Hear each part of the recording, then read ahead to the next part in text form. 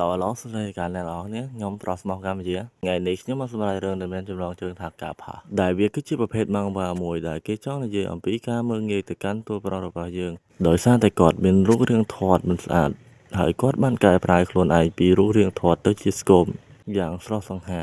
អ្នកនរនេះបើចាំខ្ញុំរៀបរាប់ច្រើនទេនាំស៊ីម៉ោងទេឥឡូវចូលសាច់រឿងយើងបណ្ដោយទៅចាប់ផ្ដើមនៅសាច់រឿងដំបូងយើងបានឃើញទៅកាន់អគារមួយបន្ទាប់មកយើងបានឃើញទៅកាន់អ្នកម្ដាយរបស់ហាជីនតែគាត់កំពុងតែធ្វើម្ហូបកាត់ចូលដល់កន្លែងកញ្ញាហាគិនគាត់កំពុងតែគេងស្រមុកហៀទឹកមាត់លហែមលហាមដូចជាអ្នកកំពុងមើលជាដើម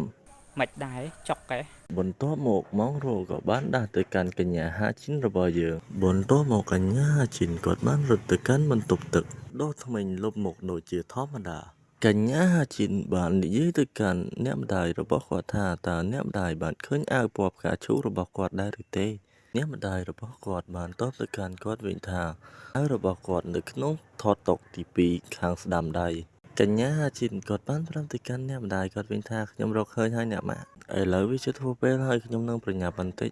បន្ទាប់មកគាត់ធ្វើខ្លួនលាបក្រែមលាបអីដូចជាធម្មតាប៉ុន្តែអេដមីនមិនសូវជាចេះទេអារឿងមេកអាប់អាមេកអួយអីហ្នឹងចឹងទៅអេដមីនសុំកាត់កន្លែងហ្នឹងចាញ់ហើយកញ្ញាហាជីនគាត់បានសួរទៅកាន់អ្នកម្ដាយគាត់ថាតើអ្នកម្ដាយបានឃើញឯកសណ្ឋានរបស់ខ្ញុំដែរឬទេអ្នកម្ដាយរបស់កញ្ញាហាជីនគាត់បានតបទៅកាន់ហាជីនវិញថាវានៅខាងលើធ្នើស្បែកជើងអ្នកម្ដាយរបស់ហាជីនបានញោះទៅកាន់ហាជីនថាតើអ្នកខ្វាយខ្វល់ពីសេជុនមែនទេទេអ្នកម៉ាក់ចង់និយាយវាអ្វីហ្នឹងវាមិនដូចជាអ្នកម្ដាយគាត់នៅទេបន្ទាប់មកលោកប៉ារបស់ជីនហាគាត់បានលើពីការសន្ទនារបស់អ្នកម្ដាយនិងកូនរបស់គាត់តើនរណាគឺជាស៊ីនជុនហើយហាជីនគាត់បានយកលេសថាគាត់ប្រញាប់ទៅសាលាឥឡូវនេះហាជីនតើកូនកុហកប៉ាមែនទេតើបរិសម្នាក់នោះគឺជាក្រាស់របស់កូនមែនទេប៉ាពិតជាខកចិត្តជាមួយឯងខ្លាំងណាស់ហាជីនឯងក្បាលខូចមែនតើប៉ាវាមិនមែនជាគាត់ទេចុះការសន្ទនាអំបញ្ញមិញតើវាគឺជាអ្វីវាស្ថិតនៅកន្លែងណាកូនចង្រៃប៉ាពិតជាខកចិត្តជាមួយឯងខ្លាំងណាស់ឯងមិនដឹងទេឬហាជីនគាត់បានតបទៅកាន់លោកប៉ារបស់គាត់វិញថាបានឲ្យលោកប៉ាកូនប្រញាប់ទៅរៀនឥឡូវហ្នឹងកូនសុំលុយ 10000 វ៉ុនមកបើសិនជាប៉ាផ្ដល់ឲ្យកូនចំនួន 10000 វ៉ុនទៀតកូននឹងជពាក់ប៉ាចំនួន 73500 វ៉ុនតើកូនយល់ទេចាលោកប៉ាឥឡូវនេះកូនប្រញាប់ទៅសាលាខ្លាំងណាស់ហាជីនតើកូនមិនញ៉ាំអាហារពេលព្រឹកទេឬទេលោកប៉ាខ្ញុំមិនអាចនៅយូរទៀតបានទេខ្ញុំខ្លាចហួសពេលទៅសាលាកាត់ចូលមកដល់កន្លែងផ្ទះរបស់ស៊ីនជុនហាន់ជីនគាត់បានជិតកណ្ដឹងផ្ទះហើយគាត់បាននិយាយថាស៊ីនជុនហេតុអ្វីបានជាលោកមិនអានសាររបស់ខ្ញុំអូតើអ្នកមានការអ្វីមែនទេហាជីនហេតុអ្វីបានជាអ្នកនៅទីនេះកញ្ញាហាជីនបានតបទៅកាន់លោកពូវិញថាលោកពូដែលខ្ញុំនៅទីនេះដោយសារតែខ្ញុំចង់ដើរទៅសាលាជាមួយនឹងស៊ីនជុនអញ្ចឹងសោះប៉ុន្តែស៊ីនជុនគាត់បានចាក់ចេញពីនេះទៅយូរហើយនៅពេលណាលោកពូបើតាមខ្ញុំគិតមើលទៅប្រហែលជា20នាទីមុនបើសិនជាឯងទៅឥឡូវនេះប្រហែលជាឯងអាចនឹងជួបស៊ីនជុននៅតាមផ្លូវកញ្ញាហាជីនគាត់បានតបទៅកាន់លោកពូវិញថាចាលោកពូខ្ញុំនឹងប្រញាប់ទៅឥឡូវនេះហេតុអ្វីបានជាអ្នកមិនរងចាំខ្ញុំបរោះសំអុយស៊ីនជុនអ្នកនឹងស្លាប់ហើយឥឡូវនេះបើខ្ញុំចាប់អ្នកបានខ្ញុំរកអ្នកឃើញហើយស៊ីនជុនហេតុអ្វីបានជាអ្នកមិនរងចាំខ្ញុំស៊ីនជុនមនុស្សសំអុយស៊ីនជុនអាចជ្រូកកធាត់ហេតុអ្វីបានជាអ្នកមិនរងចាំខ្ញុំលោកចូលចិត្តតែទៅសាលាម្នាក់ឯងអញ្ចឹងលោកជ្រូកធាត់សំអុយហេតុអ្វីបានជាអ្នកមិននៅរងចាំខ្ញុំបន្តិចតើអ្នកដឹងទេថាខ្ញុំទៅផ្ទះរបស់អ្នកជារៀងរាល់ថ្ងៃស៊ីនជុនគាត់បានតបទៅកាន់ហាជីនវិញថាមិនមែនទេដោយសារតែខ្ញុំតែងតែទៅសាលាយឺតស៊ីនជុនតើលោកចង់រៀននៅក្នុងសាលារៀនជីនចិត្តស៊ូមែនទេស៊ីនជុនគាត់បានតបទៅកាន់ហាជីនវិញថាបាទត្រូវហើយស៊ីនជុនអ្នកកុំលេងសើចទៀតអីតោះយើងធ្វើដំណើរទៅកាន់ជីនជុនស៊ូបានហើយស៊ីនជុនល្មមឈប់លេងហ្គេមទៅស៊ីនជុនតើអ្នកចង់ចូលរួមក្រុមជាមួយខ្ញុំដែរទេមនុស្សនៅក្នុងក្រុមដូជោវាពិតជាល្អណាស់បន្ទាប់មកយើងបានឃើញឡានគៀទៅកាន់កញ្ញាហាជីនហើយស៊ីនជុនគាត់បានចាប់ទាញទៅកាន់ហាជីនចេញយ៉ាងលឿនអាប៉ែជីឡានវាបានជេរស្ដីទៅកាន់អ្នកទាំងពីរថាពួកឯងមិនបើកភ្នែកមើលទេឬពួកឈួតពួកឯងចាំមើលទៅបន្ទាប់មកស៊ីនជុនគាត់បាននិយាយទៅកាន់ហាជីនថាហេតុអ្វីបានជាអ្នកចូលចិត្តយកកតាពីរមកកាន់ខ្លួនម្លេះជីនហាតើនាងអាចនឹងលើកវាបានមែនទេហេតុអ្វីខ្ញុំធ្វើមិនបានមនុស្សជ្រូកកំាប់កធាត់កាត់ចូលមកដល់នៅក្នុងសាលារៀន ហើយយើងបានឃើញទៅកាន់ណាពីរនាក់វាបានចម្រិតយកលុយពីក្មេងម្នាក់ដែលគេមិនបានបញ្ជាក់ពីឈ្មោះរបស់ពួកគាត់នោះទេហើយបរិះរាងតូចនឹងវាបាននិយាយទៅកាន់អាពួកអូប៉ានឹងវិញថាថ្ងៃនេះខ្ញុំគ្មានលុយនោះទេឲ្យខ្ញុំសុំទោសណាខ្ញុំមិនមានលុយនោះទេថ្ងៃនេះបើសិនជាលោកអាចចាំនៅសប្តាហ៍ក្រោយខ្ញុំនឹងយកលុយមកឲ្យអ្នកអាអូប៉ាវាបាននិយាយទៅកាន់ក្មេងតូចនោះវិញថាទេបើសិនជាអ្នកមិនយកឲ្យខ្ញុំឥឡូវនេះអ្នកនឹងត្រូវធ្ងន់ជាមិនខានបើសិនហើយមិនបងថ្លៃការពារទេហើយនឹងងាប់ឥឡូវហ្នឹងបរោះស្គងគាត់បាននិយាយទៅកាន់អាអូប៉ាវិញថាឧស្សាហ៍ខ្ញុំជួបការលំបាកខ្ញុំគ្មានលុយនោះទេលោកតើហើយមិនចង់ធ្វើជាមិត្តជាមួយនឹងអញទេឬបានជាហើយនិយាយអញ្ចឹងហើយឆាប់យកលុយមកឲ្យអញភ្លាមតើហើយចង់ត្រឡប់ទៅពីមុនដែលអញធ្លាប់ធ្វើបាបហើយមែនទេហាជំគួតអើយហើយត្រូវដឹងថាអញធ្វើល្អជាមួយហែងដោយសារតែលុយទេចឹងស្អែកឯងត្រូវតែយកលុយមកឲ្យអញបាទជន់សុកខ្ញុំដឹងហើយស៊ីនជន់គាត់បាននិយាយថាវាគឺជាមិត្តឯងវាពិតជាគួរឲ្យស្អប់ខ្ពើមខ្លាំងមែនតើខ្ញុំដូចជាឃើញវារាល់ថ្ងៃហើយហ្នឹងហើយគ្នាយើងឥឡូវហ្នឹងគេបានបញ្ជាក់ពីឈ្មោះអាប៉ែសក់ក្រហមហ្នឹងវាឈ្មោះថាជន់សុកវាបាននិយាយទៅកាន់បរិះម្នាក់នោះថាបើសិនជាហែងចង់សុំទោសអញឆាប់ទៅទិញនំប៉័ងសណ្តែកក្រហមនិងទឹកដោះគោហើយសូកូឡាមកប៉ុន្តែខ្ញុំមិនមានលុយនោះទេជន់សុកវាបាននិយាយថាតើឯងនិយាយថាម៉េចមិញពីចង់ត្រូវមែនទេបន្ទាប់មកជន់សុកគាត់បានវាយទៅកាន់បរោះទូចនោះយ៉ាងចាស់ដៃតែម្ដងហើយគាត់បាននិយាយថាតើហែងចង់អញខឹងឯងរហូតមែនអាចង្រៃអើយអាចង្រៃអញប្រាប់ឯងថាឲ្យទិញនំប៉័ងមកឲ្យអញហេតុអ្វីឯងនិយាយចឹងអញប្រាប់ឯងថាហែងត្រូវតែយកលុយមកមិនត្រូវអត់ទេឯងលឺអត់អាចង្រៃអើយហែងលឺអត់ថាអញចង់បាននំប៉័ងស្បែកក្រហមនំប៉័ងស្បែកក្រហមតែលឺស៊ីនជុនគាត់បាននិយាយថាខ្ញុំមិនអាចទ្រាំបានទៀតទេនៅពេលនេះបន្ទាប់មកស៊ីនជុនគាត់បានវាយទៅកាន់អាប៉ែជីនសុកមួយដៃហើយគាត់បាននិយាយថាណែនំប៉័ងស្បែកក្រហមហើយស៊ីទៅអាចង្រៃអើយហើយស៊ីនជុនគាត់បានចាប់បោកទៅកាន់អាប៉ែជីនសុកខ្ទប់នឹងដីតែម្ដងអញ្ចឹងអ្នកនរគ្នាខ្ញុំសូមចប់សាច់រឿងត្រឹមហ្នឹងហើយខ្ញុំសូមអធិស្ឋានទៅកាន់អ្នកនរគ្នាខ្លាំងមែនតើបើខុសត្រង់កន្លែង Hello សួស្តីទៅកាន់អ្នកនរគ្នាខ្ញុំបាទ Mitsuki ហៅកាត់ប្រុសស្មោះក៏បានដែរថ្ងៃនេះខ្ញុំមកបន្តសាច់រឿងទៅមានចំណងជើងថាកាផាឥឡូវហ្នឹងកុំឲ្យតប៉ែឡាយយើងចូលសាច់រឿងបដ ாய் ទៅបន្ទាប់ពីស៊ីនជុនគាត់បានវាយទៅកាន់ជុនសុកហើយគាត់បាននិយាយថាតើគាត់ប្រើកម្លាំងខ្លាំងមែនទេជុនសុកបាននិយាយទៅកាន់ស៊ីនជុនថាហេតុអ្វីបានជាហែងវាយមកកាន់អញអញ្ចឹងបន្ទាប់មកស៊ីនជុនបាននិយាយទៅកាន់ជីនសុកវិញថាអ្នកត្រូវការនំប៉័ងសណ្តែកក្រហមមែនទេឥឡូវនេះខ្ញុំបានឲ្យវាទៅកាន់អ្នកហើយជុនសុកវាបានវាយប្រហារទៅកាន់ស៊ីនជុនហើយវាបានបន្តនិយាយទៀតថាតើហែងឈួតមែនទេបានជាហែងវាយមកកាន់អញហើយវាបានបន្តនិយាយទៅកាន់ស៊ីនជុនទៀតថាតើហែងដឹងអញជាពីណាគេទេហើយអញនឹងធ្វើឲ្យឯងវេទនាចាប់ពីថ្ងៃនេះទៅហើយវាបានបន្តនិយាយទៅកាន់ស៊ីនជុនទៀតថាតើឯងដឹងអញជាពីណាគេទេអាចជ្រុកឈួតអើយហើយស៊ីនជុនគាត់បាននិយាយទៅកាន់វាវិញថាតើលោកឈឺចាប់មែនទេហើយវាបានតបទៅកាន់តួប្រុសវិញថាអាចង្រៃហើយវាបានយកកៅអីវាប្រហារទៅកាន់ស៊ីនជុនប៉ុន្តែស៊ីនជុនគាត់គិតយ៉ាងងាយស្រួលហើយស៊ីនជុនគាត់បាននិយាយថាតើអ្នកមិនបោះបង់គំនិតនេះចោលទេឬហើយគាត់ចូលដល់កន្លែងកញ្ញាហាជីនគាត់បានបើកទ្វារចូលមកហើយនាងបាននិយាយថាតើលោកធ្វើអ្វីនោះនៅក្នុងថ្នាក់ហើយស៊ីនជុនគាត់បាននិយាយថាវាចប់ហើយនៅពេលនេះហើយស៊ីនជុនគាត់បានយកលេសកុហកទៅកាន់ហាជីនថាវាគ្មានអ្វីនោះទេបន្ទាប់មកអាប៉ែជុនសុកវាចង់រករឿងដាក់ខ្លួនវាបាននិយាយថាតើអ្នកមកមើលអាចជ្រុកធាត់មែនទេហើយនាងបាននិយាយថាហេតុអ្វីជាអ្នកនិយាយចឹងដាក់មុខខ្ញុំហើយវាកំពុងតែនិយាយសើចសប្បាយសុខស្រុកស្រាប់តែពេលនោះកញ្ញាហាជីចាប់ខ្លែទៅកាន់វាតែម្ដងស៊ីនជុនគាត់ខា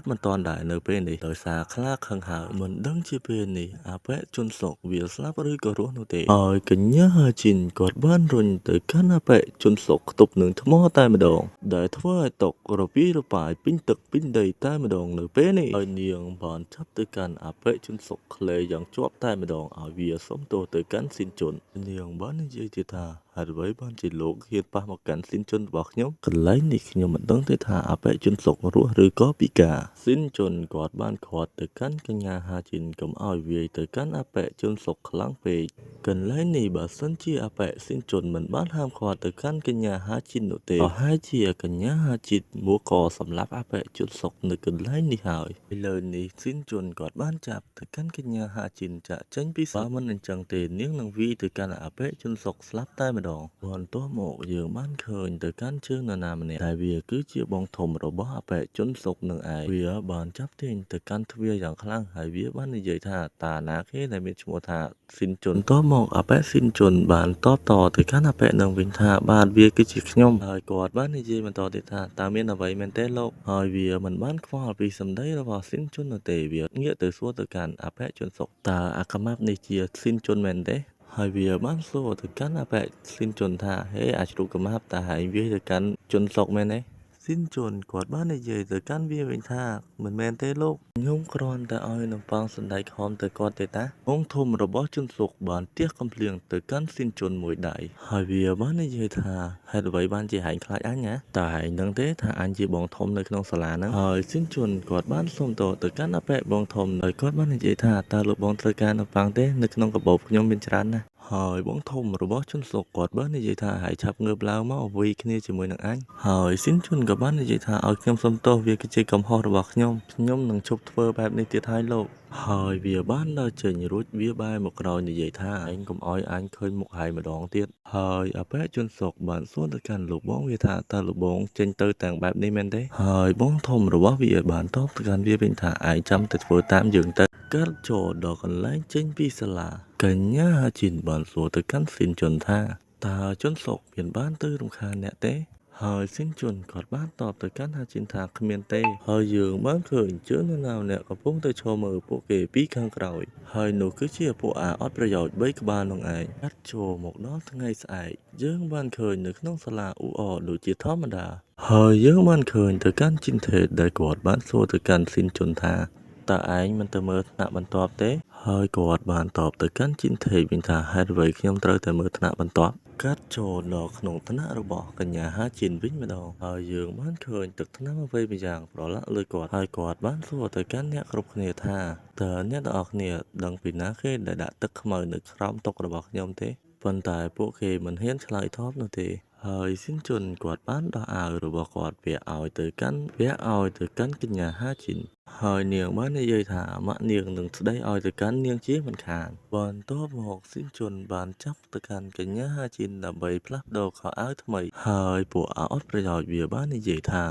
ជ្រូកកម៉ាប់នេះវាមិនបានផ្លាស់ប្ដូរសំបីតែបន្តិចហើយវាបានស្រែកប្រាប់ទៅកាន់លោកបងវាថាវាមិនដំណើរការនោះទេលោកបងហើយគិតចូលកន្លែងស៊ីនជុននិងជីនថេតបានសន្ទនាគ្នាមិនដឹងជាពួកគេនិយាយពីអ្វីនោះទេធ្វើឲ្យស៊ីនជុនខឹងជាខ្លាំងហើយគាត់ដើរស្លុបដៅទៅកាន់អត់ប្រយោជន៍4ក្បាលនោះហើយបងធំរបស់ពួកវាបាននិយាយថាតើហែងមករកអីមែនទេហែងមកធ្វើបើសាក់ឲ្យអញវាយមែនទេហ៎ហើយជន់សុកវាបាននិយាយថាឃើញមុខឯងគួយខ្ពើមណាស់អាចជ្រុកធាត់ហេតុអ្វីបានជាហែងវាយអញនៅម្សិលមិញហើយវាបានសួរទៅកាន់ស៊ីនជុនទៀតថាតើហែងបានបដោទុកឲ្យហាជីនទេបន្ទាប់មកបងធំវានិយាយថាតើហែងដឹងទេថាថ្ងៃនេះអញបានធ្វើអ្វីមួយបន្ទាប់មកអបិនឹងបានដាក់ដៃទៅកាន់ពោះរបស់ទូប្រុសរបស់យើងស៊ីនជុនដោយសារតែភាពភ័យខ្លាចគាត់មិនហ៊ាននិយាយនោះទេហើយបងធំវានិយាយថាតើឯងចង់និយាយអីមកកាន់អញមិញបន្ទាប់មកគាត់បាននិយាយថាគ្មានអីទេលោកហើយពេជុនសុកបានវាយប្រហារទៅកាន់ស៊ីនជុនប៉ុន្តែស៊ីនជុនគាត់រីភ្លេចទាន់គាត់ក៏បានដាក់មួយដៃធ្វើឲ្យអបិជុនសុកខ្ទប់នឹងជញ្ជាំងតែម្ដងហើយគាត់ធ្វើមុខមាំជាខ្លាំងដោយកំហឹងហើយអបិជនសុកវាពិតជាឈឺជាខ្លាំងហើយវាបាននិយាយថាហើយចូលមើលខ្ញុំដងការមិនចូលទៅវាយទៅកាន់វាទៅបន្ទាប់មកអាប៉ែនោះវាបាននិយាយថាអាចឈួតរួចក៏ចូលទៅវាយផាទៅកាន់ស៊ីនជុនប៉ុន្តែត្រូវស៊ីនជុនទាត់មួយជើងខ្ទប់នឹងដីតែម្ដងហើយស៊ីនជុនគាត់បានពូកែងទៅកាន់វាហើយវាក៏បានវាយទៅកាន់ស៊ីនជុនវិញប៉ុន្តែស៊ីនជុនគាត់គេចយ៉ាងងាយស្រួលបន្ទាប់មកស៊ីនជុនគាត់បានចាប់ក្លេទៅកាន់បរិសម្នាក់នោះហើយស៊ីនជុនគាត់បានក្លេទៅកាន់បរិសម្នាក់នោះឡើងជាប់ដើម្បីយកចំហបោកទៅកាន់បរិសម្នាក់នោះហើយវាបាននិយាយថាអូយឈឺណាស់លោកបងឈឺណាស់ស៊ីនជុនគាត់ពិតជាហត់ជាខ្លាំងពេលនេះអាប៉ែជុនសុកវាពិតជាភ័យញាប់ផ្លោកជាខ្លាំងបន្ទាប់មកយើងបានឃើញទៅកាន់ដៃរបស់បងធំអាប៉ែជុនសុកបានទះដៃហើយវាបាននិយាយថាពិតជាល្អណាស់ហើយបន្តមកទៀតសាច់រឿងរបស់យើងក៏បានកាត់ចប់ត្រឹមនឹងតែម្ដងបាយបាយអរគុណជម្រាបលា ឡសួស្តីកាន់អ្នកនរគ្នាខ្ញុំប្រុសស្មោះកម្មជាថ្ងៃនេះខ្ញុំមកតសាច់រឿងកាផាទៀតហើយតោះចាប់ផ្ដើមសាច់រឿងបន្តហើយទៅកុំឲ្យខ្ញុំរៀបរាប់ច្រើនពេកនៅតែប៉ែឡែចាប់ផ្ដើមនៅសាច់រឿងបន្ទាប់ហ្នឹងយើងបានឃើញទៅកាន់អបេជីសុកវាបានសរសើរទៅកាន់ស៊ីនជុនថាហើយពិតជាលះមែនតើដែលអាចកំចាប់ទៅកាន់កូនចៅអញបានយ៉ាងលឿនហើយវាបន្តនិយាយទៅកាន់ស៊ីនជុនទៀតថាគោលដៅបន្ទាប់របស់ឯងគឺជាអញឲ្យឆាប់ចូលមកបន្ទាប់មកទៀតស៊ីនជុនក៏បានវាប្រហារទៅកាន់អបេជីសុកប៉ុន្តែអបេជីសុកវាមិនបានខ្លាយទៅកាន់ស៊ីនជុននោះទេវាបែរជាសើចំអកទៅកាន់ស៊ីនជុនទៅវិញស៊ីនជុនក៏ខំវាប្រហារទៅកាន់អបេជីសុកយ៉ាងណាក៏ដោយប៉ុន្តែជីសុកគាត់គិតយ៉ាងងាយស្រួលតែម្ដងដូចជាពេលនេះអញ្ចឹងអបេជីសុកវាដូចជាលេងសើចជាមួយនឹងស៊ីនជុនខ្លាំងណាស់មិនទាន់បានប្រមាណផងអបេស៊ីនជុនវាពិតជាហត់រហូសជាខ្លាំងចំណែកអបេជីសុកវាបាននិយាយសើចចំអកទៅកាន់ស៊ីនជុនបន្តដែលធ្វើឲ្យស៊ីនជុនគាត់ពិតជាក្តៅស្លឹកឈៀកជាខ្លាំងដងនេះគាត់បានគិតក្នុងចិត្តថាគាត់នឹងសាក់លបងក្បាច់ថ្មីដើម្បីវាប្រហារទៅកាន់អបេជីសុកប៉ុន្តែការគិតមិនដូចជាការប្រពន្ធនោះទេគាត់បែរជាត្រូវអបេជីសុកសើចចំអកជាខ្លាំងចំពោះការធ្វើបែបនេះទៅកាន់គាត់បន្ទាប់មកអបេជីសុកបានចាប់ក្លេកទៅកាន់ស៊ីនជុនប៉ុន្តែស៊ីនជុនក៏មិនបានចុះចាញ់ឲ្យគេគាត់ក៏បានប្រើកម្លាំងទាំងអស់របស់គាត់រុញច្រានទៅកាន់អបេជីសុកខ្ទប់នឹងថ្មតែម្ដងប៉ុន្តែការធ្វើបែបនេះធ្វើអបេជីសុកសប្បាយជាខ្លាំងដែលគាត់បានសើចចំអកទៅលើអបេស៊ីនជុនបន្ថែមទៀតហើយវាបានចាប់ក្លេសទៅកាន់ស៊ីនជុនយ៉ាងជាប់ហើយវាបានបន្តនិយាយថាឲ្យពិតជាអន់ខ្លាំងណាស់អាប៉យបន្ទាប់មកយើងបានឃើញទៅកាន់កញ្ញាហាជីនគាត់បានរត់ចូលនៅក្នុងថ្នាក់របស់ស៊ីនជុនហើយនាងបានស្រែកទៅកាន់ជីសុកថាឆាប់ដោះលែងទៅកាន់ស៊ីនជុនរបស់នាងភ្លាមប៉ុន្តែអបេជីសុកវាមិនបានស្ដាប់ទៅកាន់កញ្ញាហាជីននិយាយនោះទេវានៅតែអោបបន្ថែមទៀតធ្វើឲ្យកញ្ញាហាជីនខឹងជាខ្លាំងក៏បានទាត់វាមួយជើងចំកណ្ដាលមុខតែម្ដងតបមកកញ្ញាហាជីនគាត់បាននិយាយទៅកាន់ស៊ីនជុនថាតើលោកមិនអីទេឬអបេជីសុកគាត់បាននិយាយថាតើនាងឈួតមែនទេហើយអបេជីសុកនឹងវារកទៅវាទៅកាន់កញ្ញាហាជីនប៉ុន្តែអបេជុនសុងវាបានប្រាប់ទៅកាន់អបេជីសុកថាកញ្ញាហាជីនគឺជាមិត្តរួមថ្នាក់របស់វាហើយនាងចេះក្បាច់គុណច្រើនណាស់ប៉ុន្តែអបេជីសុកវាមិនបានខ្លាចរអើទៅកាន់កញ្ញាហាជីននោះទេវាក៏បានយកដៃដល់ចង្រៃរបស់វាទៅកាន់សក់របស់កញ្ញាហាជីនតមកវាបាននិយាយទៅកាន់កញ្ញាហាជីនថាវានឹងផ្ដល់ខ្លាំងខ្លាំងទៅកាន់កញ្ញាហាជីនអបេស៊ីនជុនវាបានប្រាប់ទៅកាន់កញ្ញាហាជីនឲ្យរត់ចេញពីកន្លែងនេះទៅទុកឲ្យវានៅកន្លែងហ្នឹងក៏មិនអីដែរប៉ុន្តែការប្រាប់របស់ស៊ីនជុនដូចជាប្រាប់ទៅកាន់ខ្យល់អញ្ចឹងបន្ទាប់មកអបេជីសុកវាបាននិយាយថាខ្ញុំនឹងផ្ដល់ថ្នាំខ្លាំងទៅកាន់នាងហាជីនបន្ទាប់មកអបេជីសុកបានប្រើហុកខាងស្ដាំរបស់វ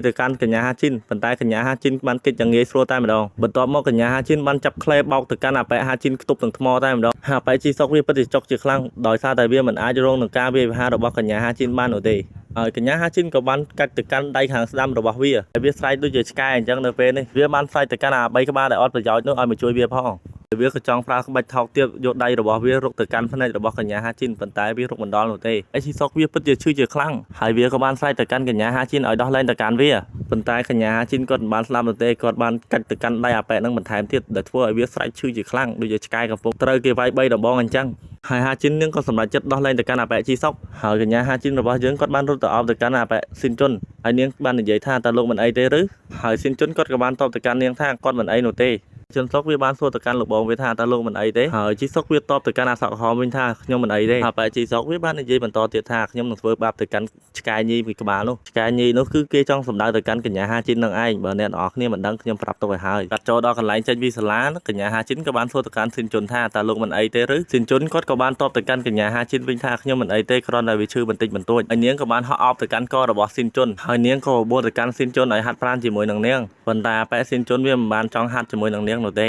បន្ទាប់មកអបេស៊ីនជុននឹងវាបានដើរទៅកាន់ផ្ទះរបស់វាបាត់ទៅទុកសននឹងកញ្ញាហាជីនអង្គុយឌៀមម្ដាមវាពីក្រោយខ្នងថាជ្រូកសំអុយទៅដល់គេហដ្ឋានភ្លាមកញ្ញាហាជីនក៏បានឆាតសួរទៅកាន់ស៊ីនជុនថាតើលោកទៅដល់កន្លែងហាត់ប្រាណឬនៅហ្នឹងប៉ុន្តែអបេស៊ីនជុនដូចជាមិនខ្វល់នឹងសាររបស់កញ្ញាហាជីននោះទេដោយសារតែវាអៀនទៅកាន់កញ្ញាហាជីនពេកបន្ទាប់មកអ្នកនរអគ្នាមិនបាច់មើលក៏ដឹងថាវាដេកបាត់ហើយកាត់ចូលមកដល់ពេលព្រឹកលោកប៉ារបស់ស៊ីនជុនបានហៅទៅកាន់ស៊ីនជុនហើយវាបានសួរទៅកាន់លោកប៉ាវាថាតើមានអ្វីមែនទេបានជាស្រែកហៅទៅវាខ្លាំងម្ល៉េះលោកប៉ារបស់វាបានតបថាហេតុអ្វីក៏ឯងមិនលើកទូរស័ព្ទរបស់ហាជីនតើឯងមិនដឹងទេឬថាកញ្ញាហាជីនគាត់បានដេកនៅមន្ទីរពេទ្យមួយយប់ហើយចូលមកដល់ក្នុងមន្ទីរពេទ្យវិញម្ដងហើយយើងបានឃើញទៅកាន់ឪពុកម្ដាយរបស់កញ្ញាហាជីនសោកសៅជាខ្លាំងហើយពួកគេទាំងពីរនាក់ក៏បានសួររកទៅកាន់ស៊ីនជុនបន្ទាប់មកយើងបានឃើញអបេស៊ីនជុនរត់រឹងធីធូមកដល់មន្ទីរពេទ្យហើយម៉ាក់របស់កញ្ញាហាជីនបានសួរទៅកាន់ស៊ីនជុនថាមានហេតុការណ៍អ្វីកើតឡើងចំពោះកូនស្រីរបស់គាត់ហើយស៊ីនជុនបានសួរទៅកាន់ម៉ាក់របស់កញ្ញាហាជីនវិញថាតើនាងកើតអ្វីហើយគេក៏បានសួរបន្តទៀតថាតើនាងមិនអីទេឬតបមកស៊ីនជុនគាត់បានសួរទៅកាន់ម៉ាក់របស់ហាជីនថាតើនាងស្ថិតនៅកន្លែងណាគាត់មិនបានទៅមើលទៅកាន់កញ្ញាហាជីនផងស្រាប់ពេលនោះលោកប៉ូលីសបានសួរទៅកាន់គាត់ថាតើលោកជាមិត្តភក្តិរបស់កញ្ញាហាជីនមែនទេលោកប៉ូលីសក៏បានប្រាប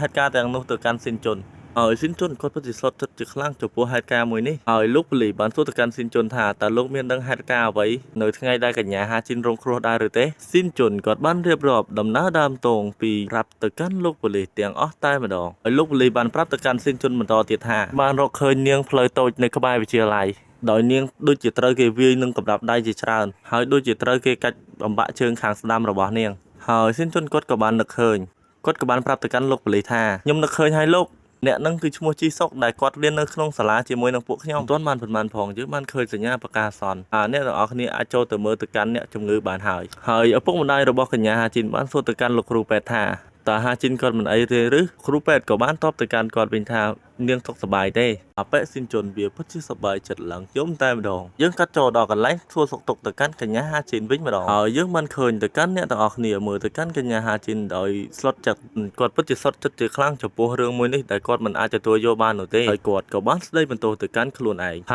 ាមកពីគាត់អន់បានជារឿងទៅជាបែបនេះហើយខ្ញុំសូមបញ្ចប់សាច់រឿងត្រឹមនេះហើយអ្នកទាំងអស់គ្នាហើយខ្ញុំពិតជាសូមទោសទៅកាន់អ្នកទាំងអស់គ្នាខ្លាំងមែនទែនដែលខ្ញុំធ្វើរឿងបានខ្លីដោយសារតែឡសូមទៅកាន់អ្នកទាំងអស់គ្នាខ្ញុំប្រុសស្មោះកម្មជាឥឡូវហ្នឹងខ្ញុំមកបន្តសាច់រឿងកាផាបន្តទៀតហើយដោយសារគ្នាយើងអត់សូវជាចូលចិត្តរឿង hero ហ្មងទេកុំឲ្យសាំញ៉ាំយូរឥឡូវហ្នឹងយើងចូលសាច់រឿងបរោយទៅតពីស៊ីនជុនគាត់បានបន្តទៅកាន់ខ្លួនឯងដោយសារតែគាត់មិនអាចការពារទៅកាន់ហាជីនបានឥឡូវហ្នឹងយើងក៏បានកាត់ចូលទៅដល់ថ្ងៃថ្មីហើយស៊ីនជុនរបស់យើងគាត់ក៏បានទៅកាន់ប៉ុស្តិ៍ប៉ូលីសមកហ្នឹងគាត់ក៏បានសួរទៅកាន់លោកប៉ូលីសថាតើត្រូវការពេលប្រហែលថ្ងៃដើម្បីរកឃើញទៅកាន់ជនបង្កហេតុហើយចុះពេលដែលលោកសុភាមកកាន់ខ្ញុំហេតុអ្វីលោកក៏មិនយកกระดาษដែលបានសុភាមកកាន់ខ្ញុំយកមកសង្កេតមើលស៊ីនជុនគាត់ក៏បន្តនិយាយទៀតថាហើយចុះកាមេរ៉ាដែលនៅជាប់សាលារៀននោះហេតុអ្វីលោកមិនមើលទៅកាន់វាតបមកហ្នឹងលោកប៉ូលីសក៏បានតបទៅកាន់ស៊ីនជុនវិញថាកាមេរ៉ាដែលនៅជាប់សាលារៀននឹងត្រូវបានខូចបាត់ទៅហើយអញ្ចឹងទៅគាត់មិនអាចពិនិត្យទៅកាន់កាមេរ៉ានោះបានទៀតនោះទេគាត់ក៏បន្តនិយាយទៀតថាហើយក៏មានកាមេរ៉ាផ្សេងទៀតនៅជាប់នឹងតំបន់មួយហ្នឹងហើយស៊ីនជុនគាត់មិនបានតបទៅកាន់លោកប៉ូលីសទៀតនោះទេប៉ូលីសគាត់ពិតជាឆ្ងល់នឹងទង្វើរបស់ស៊ីនជុនជាខ្លាំងលោកប៉ូលីសគាត់មិនបានគិតច្រើនទៀតនោះទេគាត់ក៏បានរៀបចំឯកសារទុកអស់លោកប៉ូលីសគាត់បានប្រាប់ទៅកាន់ស៊ីនជុនថាគាត់នឹងសង្កេតមើលទៅកាន់ហេតុការណ៍នេះបន្ថែមទៀតស៊ីនជុនគាត់មិនបានខ្វល់ពីសម្ដីរបស់លោកប៉ូលីសនោះទេគាត់បានគិតនៅក្នុងចិត្តថាលោកប៉ូលីសមិនអាចជួយទៅកាន់គាត់បាននោះទេអញ្ចឹងគាត់នឹងធ្វើវាដោយខ្លួនឯងតបមកហ្នឹងគាត់ក៏បានប្រាប់ទៅកាន់លោកប៉ូលីសថាគាត់នឹងធ្វើវាដោយខ្លួនឯងរឿងរបស់យើងក៏បានកាត់ចូលនៅពេលយប់ដែលយើងបានឃើញទៅកាន់អបិជីសុកកំពុងផ្អែមល្ហែមជាមួយនឹងសង្សាររបស់វាតបមកហ្នឹងអបិជនសុកវាបាននិយាយទៅកាន់អបិជីសុកថាថ្ងៃនេះលោកបងពិតជាលយខ្លាំងមែនតើតបមកជីសុកវាបានតបទៅកាន់ជនសុកវិញថាទៅនឹងឯងជឿយើងហើយមែនទេហើយពួកគេក៏បានបន្តសើចសប្បាយទៀតទៅជីសុកគាត់ក៏បន្តនិយាយទៀតថាថ្ងៃនេះគាត់ពិតជាមានអារម្មណ៍ល្អខ្លាំងមែនតើគាត់ក៏បានបបួលទៅកាន់អបិជនសុកដើម្បីជួបប្រៃជាមួយនឹងគាត់ហើយជីសុកគាត់ក៏បានងាកទៅកាន់ខាងស្ដាប់ដៃហើយគាត់ក៏បានឃើញទៅកាន់ស៊ីនជុនហើយគាត់និយាយទាំងការសើចចំអកថាអាចរុកធាត់ហេតុអ្វីឯងនៅទីនេះស៊ីនជុនក៏មិនបានខ្វាយខ្វល់ពីសម្ដីរបស់អបិជីសុកនោះទ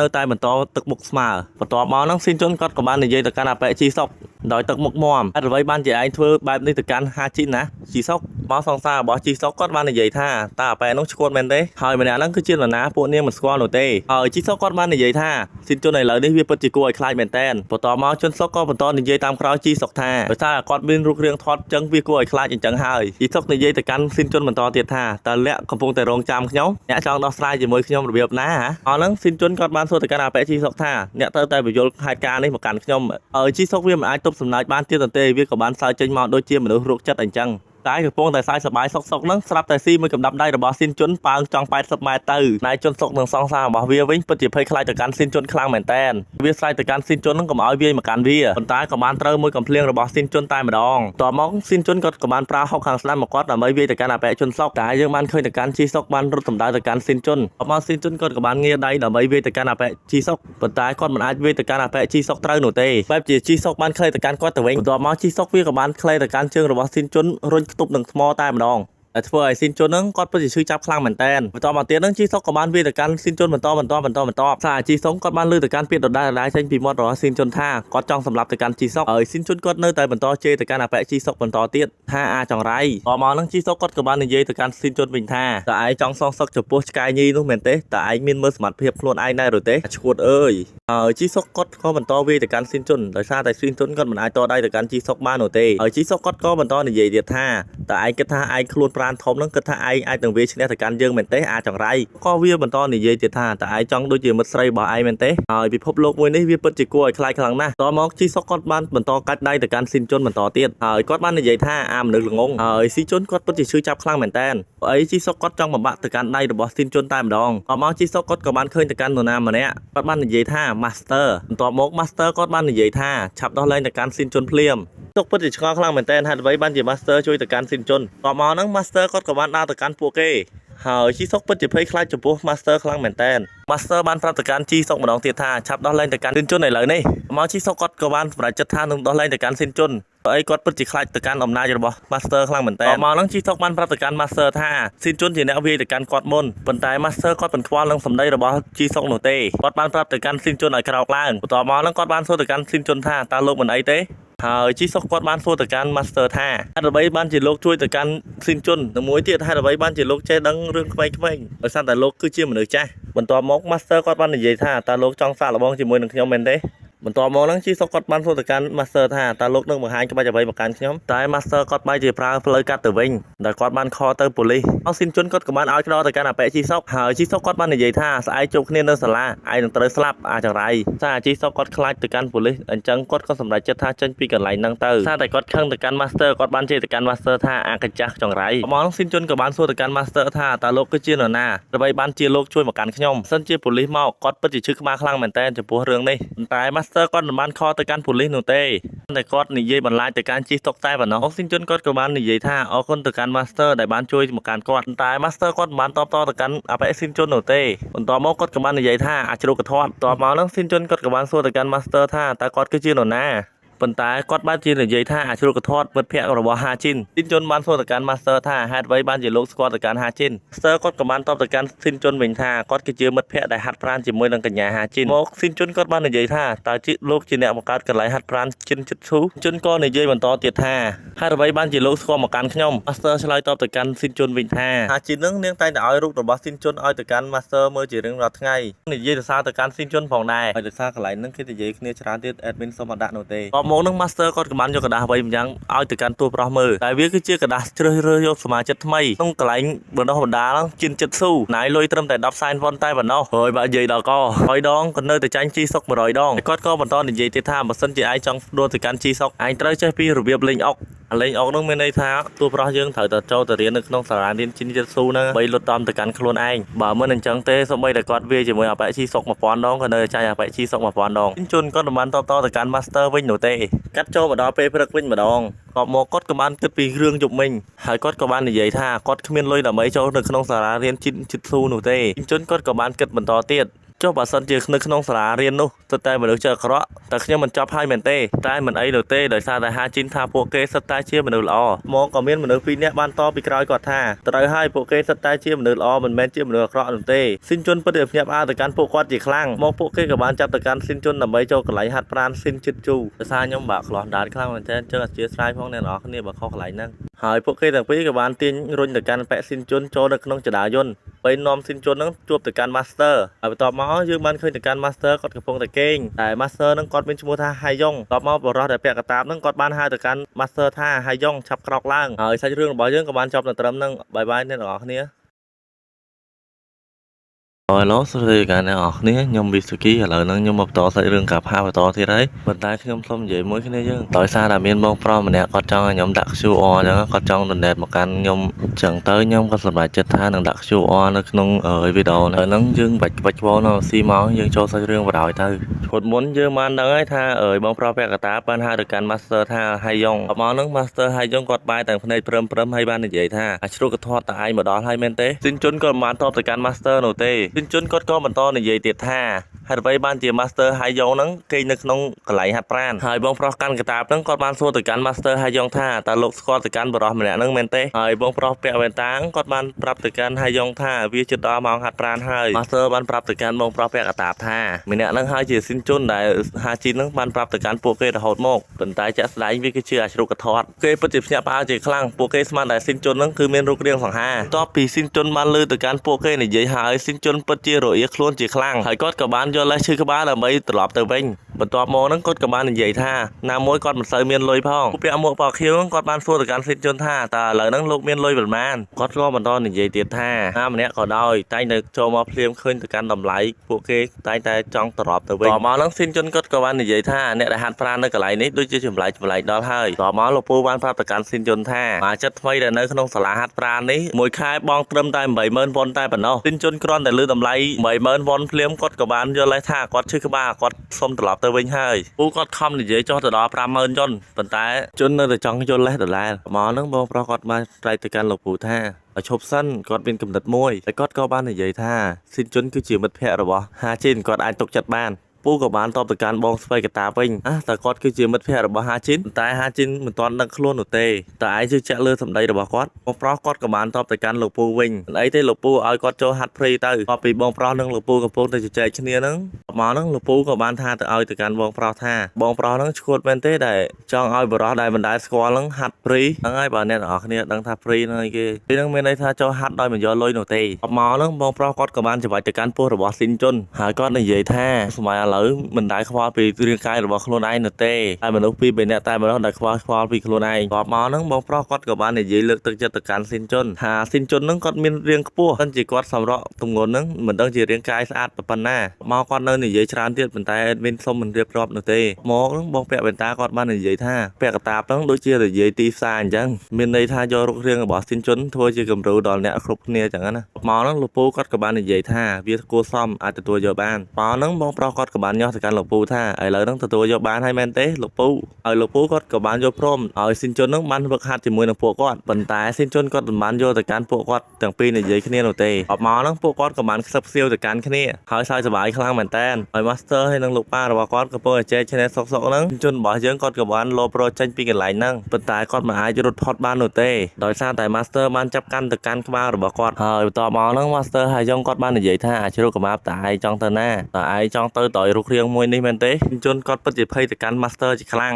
តបមក admin មិនដឹងជាអីទៀតនោះទេរឿងក៏បានកាត់មកដល់3ខែក្រោយមកតបមកហ្នឹងយើងបានឃើញទៅកាន់ពួកគេទាំង3នាក់ហើយបងប្រុសគាត់បាននិយាយទៅកាន់ស៊ីនជុនថាស៊ីនជុនពិតជាស្រកគីឡូលឿនខ្លាំងមែនតើគាត់បានដោះស្រាយពីរូបរាងធាត់ទៅជាស្គមហើយកម្ពស់របស់គាត់ក៏បានទៀតហើយពួកគាត់ទាំងពីរពិតជានិយាយច្រើនខ្លាំងមែនតើប៉ុន្តែ admin សុំមកដាក់នោះទេព្រោះអីវាអត់មានប្រយោជន៍អបមកហ្នឹងយើងបានឃើញទៅកាន់រូបរាងថ្មីរបស់ស៊ីនជុនហើយស៊ីនជុនគាត់បាននិយាយថានេះគ្រាន់គឺជាការចាប់ផ្ដើមតែប៉ុណ្ណោះហើយសាច់រឿងរបស់យើងក៏បានកាត់ចូលនៅពេលថ្ងៃដោយសារខ្ញុំអត់ដឹងថាបងប្រុសមួយនោះឈ្មោះអីខ្ញុំក៏សម្រេចចិត្តថាដាក់ឈ្មោះគាត់ថាយូតាត្មងទៅហើយយើងបានឃើញទៅកាន់បងប្រុសយូតានិងបងវ៉ែនតាហ្នឹងគាត់កំពុងនិយាយគ្នាថាគាត់សឹងតែមិនជឿថាស៊ីនជុនហ្នឹងគាត់អាចត្រកទម្ងន់ត្រឹមតែ3ខែមកហ្នឹងពួកគេក៏បានផ្សព្វផ្សាយអំពីស៊ីនជុនថាកន្លែងហាត់ប្រាណហ្នឹងប្រើរយៈពេលត្រឹមតែ3ខែប៉ុណ្ណោះដែលអាចធ្វើឲ្យមនុស្សធន់ហ្នឹងអាចទៅជាស្គមបានពួកគាត់និយាយសំខាន់នោះទេអញ្ចឹង admin កាត់ឲ្យដល់កន្លែងល្អមើលបណ្ដោយទៅហើយយើងក៏បានកាត់ចូលនៅពេលល្ងាចហើយយើងបានឃើញទៅកាន់ស៊ីនជុនគាត់កំពុងតែហាត់កម្លាំងដៃរបស់គាត់ដូចជាកម្ដៅសាច់ដុំជាដើមដោយសារតែ admin មិនសូវជាដឹងកន្លែងហ្នឹងទេអញ្ចឹងសូមអធិស្ឋានទៅកាន់អ្នកទាំងអស់គ្នាផងតបមកហើយយើងគាត់បាននិយាយថាការប្រើទៅកាន់កម្លាំងដៃវាពិតជាងាយស្រួលណាស់សម្រាប់គាត់ជន់គ្រាន់តែលើហើយយើងនិយាយគាត់ពិតជាភ្ញាក់ផ្អើលជាខ្លាំងតបមកហ្នឹង Master ហើយយើងគាត់ក៏បានធ្វើឲ្យស៊ីនជុនមើលហើយយើងបានកាត់ចូលដល់ពេលល្ងាចស្រាងតបមកហ្នឹង Master ហើយយើងបានចម្អកទៅកាន់ស៊ីនជុនថាជន់ប្រកែញ៉ាំនឹងនេះប្រហែលទៅជាអាជ្រូកកធាត់ពីមុនហើយស៊ីនជុនក៏តបទៅកាន់ Master វិញមិនអាចឡើងគីឡូនោះទេសម្រាប់គាត់ស៊ីនជុនហ្នឹងគាត់មានខាឡូរីខ្ពស់មកហ្នឹង Master ហើយយើងគាត់បានសួរទៅកាន់ស៊ីនជុនថាតើឥឡូវហ្នឹងកញ្ញាហាជីនសុខសប្បាយដែរឬទេជុនគាត់បានតបទៅកាន់ Master ហើយយើងវិញថាគាត់មិនសូវជាប្រកាសនោះទេថាកញ្ញាហាជីននឹងសុខសប្បាយឬអត់គាត់មិនដែលទំនាក់ទំនងជាមួយនឹងកញ្ញាហាជីនទេឥឡូវនេះគាត់ដឹងត្រឹមថាតាំងពីហេតុការណ៍នោះមក12ថ្ងៃក្រោយនាងក៏បានងើបពីសន្លប់មកវិញអ្នកម្ដាយនាងសប្បាយចិត្តឡើងហូរទឹកភ្នែកតែវាមានរឿងមួយដែលស៊ីនជុនមិនអាចទទួលយកបាននោះទេរឿងនោះវាពិតជាសោកសៅខ្លាំងមែនតើព្រោះតែកញ្ញាហាជីនមិនអាចមើលឃើញទៅកាន់គាត់នោះទេថាជីសុកវាបានធ្វើអ្វីចំពោះភ្នែករបស់ហាជីនហើយភ្នែករបស់នាងបានប្រាប់ទៅកាន់គាត់ថាឲ្យមកលេងនាងជាប្រចាំផងមួយស៊ីនជុនគាត់បានលើទៅកាន់ឪពុកម្ដាយរបស់នាងថាជីននាងមិនចង់ជួបទៅកាន់នរណាទាំងអស់ក្រៅពីគ្រួសាររបស់នាងតែនេះគ្រាន់ជាលេសរបស់ឪពុកម្ដាយរបស់នាងតែប៉ុណ្ណោះពីព្រោះគាត់មិនចង់ឲ្យកូនរបស់គាត់សោកសៅនេះវាគឺជារឿងដែលគួរអា ណិតសម្រាប់សិនជន់ជាខ្លាំងដោយសារតែគ្រួសាររបស់កញ្ញាហាជីននឹងបានផ្លាស់ប្ដូរទៅកាន់ទីលំនៅគាត់នឹង Master Hayong គាត់បានសួរទៅកាន់សិនជន់ថាតើប៉ូលីសមាននិយាយអីទៅកាន់គាត់ដែរឬទេជន់ក៏បានប្រាប់ទៅកាន់ Master Hayong វិញថាបានលើទៅកាន់លោកប៉ូលីសថាពួកគេនៅតែធ្វើអង្កេតទៅឡើយប៉ុន្តែមិនអាចរកឃើញផុសតាងនោះទេហើយ Master Hayong គាត់ក៏បានតបទៅកាន់សិនជន់វិញថាតើឯងអាចនឹងធ្វើទៅកាន់រឿងនោះមែនទេសិនជន់ក៏តបទៅកាន់ Master Hayong វិញថាតើវាគឺជារឿងអ្វីទៅខ្ញុំមិនយល់នោះទេតបមកនឹង Master Hayong គាត់តបទៅកាន់សិនជន់វិញថាឯងនឹងរកទៅកាន់ជនសង្ស័យដែលធ្វើបាបទៅកាន់ហាជីនទេឯងចង់រកទៅកាន់ពួកគេឯងត្រូវតែចេះការពារខ្លួនឯងមិនត្រូវទៅដោយកំហឹងនោះទេហើយគាត់មិនបានណែនាំក្បាច់គុណដើម្បីឲ្យសិនជន់នឹងធ្វើបាបទៅកាន់អ្នកដទៃនោះទេគ្រាន់តែចង់ឲ្យគាត់ចេះការពារទៅកាន់ខ្លួនឯងសិនជន់ក៏បានសុំទោសទៅកាន់ Master Hayong តបមក Master Hayong គាត់ក៏បានដើរចេញហើយគាត់និយាយថានេះហើយគឺជាពាក្យដែលខ្ញុំចង់និយាយទៅកាន់ឯងសិនជន់ហើយឯងគួរតែសម្រេចចិត្តបែបណាចំពោះរឿងមួយនេះការសម្រេចចិត្តរបស់ឯងខ្ញុំមិនអាចហាមឃាត់បាននោះទេសិនជន់គាត់ក៏បានប្រាប់ទៅកាន់ Master Hayong វិញថាគាត់នឹងសម្រេចចិត្តច្បាស់ហើយនៅពេលនេះថាគាត់នឹងសងសឹកទៅកាន់អ្នកដែលធ្វើបាបទៅកាន់ហាជីនហើយយើងក៏បានកាត់ចូលដល់3ខែខាងមុខស្រុកនឹងវាបានប្រាប់ទៅកាន់ជនស្រុកថាហើយនេះគឺជាថ្ងៃដែលបើកវាសង្ហការលើកដំបូងអញ្ចឹងជនស្រុកឯងត្រូវតែប្រមូលលុយពីមនុស្សទុនខ្សោយមកឲ្យខ្ញុំវាក៏បានតបទៅកាន់ជីស្រុកវិញថាបាទលោកបងខ្ញុំដឹងហើយជីសុកក៏បន្តនិយាយទៀតត្រូវតែឲ្យទៅកាន់អាជ្រូកកធាត់ដែលនៅក្នុងថ្នាក់ឯងបង់លុយមកកាន់ពួកយើងផងហើយវាគឺជាថ្លៃការពារជនស្រុកក៏តបទៅកាន់ជីសុកវិញថាសិនជន់គាត់មិនបានមកសាលាយូរហើយតែគាត់អាចនឹងមកនៅថ្ងៃនេះដែរឬទេសុកក៏បន្តនិយាយទៀតចុះបើសិនសិនជន់វាមកកាន់គាត់តើលោកបងគិតយ៉ាងម៉េចដែរចំពោះរឿងមួយនេះជីសុកក៏បានតបទៅកាន់ជនស្រុកវិញថាឯងមិនបាច់ខ្លាចទៅកាន់វានោះទេវាគ្មានអ្វីគួរឲ្យអស្ចារ្យវាក្រន់គឺជាជ្រូកកធាត់មួយក្បាលតែប៉ុណ្ណោះតបមកនឹងជីសុកគាត់ក៏បានខលទៅកាន់ជនស្រុកហើយសួរទៅកាន់ជនស្រុកថាជនស្រុកនឹងវាបានប្រមូលលុយពីអ្នកដែលនៅក្នុងសាលារៀននឹងអស់ឬនៅស្រុកកំពុងតែនិយាយគ្នាស្រុកក៏មានកញ្ញាម្នាក់បានហៅទៅកាន់ជីស្រុករួចនាងក៏និយាយថាមាននរណាម្នាក់បានប្រាប់ទៅកាន់នាងឲ្យទៅកាន់ជីស្រុកនឹងឡើងទៅកាន់ដំបូលសាលារៀនជាបន្តឥឡូវនេះតែម្នាក់នឹងមានរាងខ្ពស់ហើយសង្ហាទៀតដែលធ្វើឲ្យនាងបានលួចក្រាស់ទៅកាន់គាត់ហើយអ្នកទាំងអស់គ្នាមិនបាច់ឆ្ងល់នោះទេម្នាក់នោះគឺជាស៊ីនជុននឹងឯងហើយជីស្រុកគាត់បានសួរទៅកាន់កញ្ញានោះតើម្នាក់ដែលចង់ជួបទៅកាន់ខ្ញុំគឺជានរណាប៉ុន្តែនាងមិនបានស្គាល់ទៅកាន់គាត់នោះទេមកនឹងនាងបានរត់ចេញដោយទឹកមុខអៀនហើយនាងក៏បាននិយាយថាសិនជាលោកបានជួបទៅកាន់គាត់ជួយសួរចំនួនខ្ញុំផងតើគាត់មានមិត្តស្រីឬនៅតបមកហ្នឹងយើងបានឃើញទៅកាន់ពួកអាអត់ប្រយោជន៍វាបានទាបស៊ីទៅកាន់សិស្សដែលនៅក្នុងសាលាទាំងអស់នោះហើយវាបាននិយាយថានេះគឺជាថ្លៃការពារសម្រាប់ពួកឯងអមទៀតហ្នឹងជនស្រុកវាក៏បានទៅកាន់ជីសុកហ្នឹងមកជួបវានៅក្នុងបន្ទប់ទឹកនៅក្នុងសាលារៀនដែលឥឡូវហ្នឹងពួកវាកំពុងតែសម្លុតទៅកាន់សិស្សដើម្បីយកលុយទៅកាន់ថ្លៃការពារហើយជីសុកគាត់ក៏បានឃើញទៅកាន់នរណាម្នាក់ឯងជានរណាហេតុអ្វីបានជាឯងចូលនៅក្នុងបន្ទប់ទឹកមួយនេះសិនជនមិនបានតបទៅកាន់ជនស្រុកនោះទេហើយគាត់បានសួរទៅកាន់ជនស្រុកតើជនស្រុកហ្នឹងសុខសប្បាយដែរឬទេជនស្រុកក៏បានតបទៅកាន់សិនជន់វិញថាឯងគឺជានរណាឯងគឺជាសិស្សដែលផ្ទេរមកថ្មីមែនទេនឹងអ្នកដែលត្រូវគេចម្រិតយកលុយគាត់បាននិយាយថាសម្លេងរបស់អ្នកដូចជាប្រហែលនរណាម្នាក់ដែលពួកគេហ្នឹងធ្លាប់ស្គាល់ពីមុនបងសិនជន់ក៏បានប្រាប់ទៅកាន់អ្នកទាំងអស់គ្នាថាមកទីនេះដើម្បីសម្អាតទៅកាន់បន្ទប់ទឹកប៉ុន្តែហេតុអ្វីក៏មានសម្រាមច្រើនម្លេះនៅទីនេះ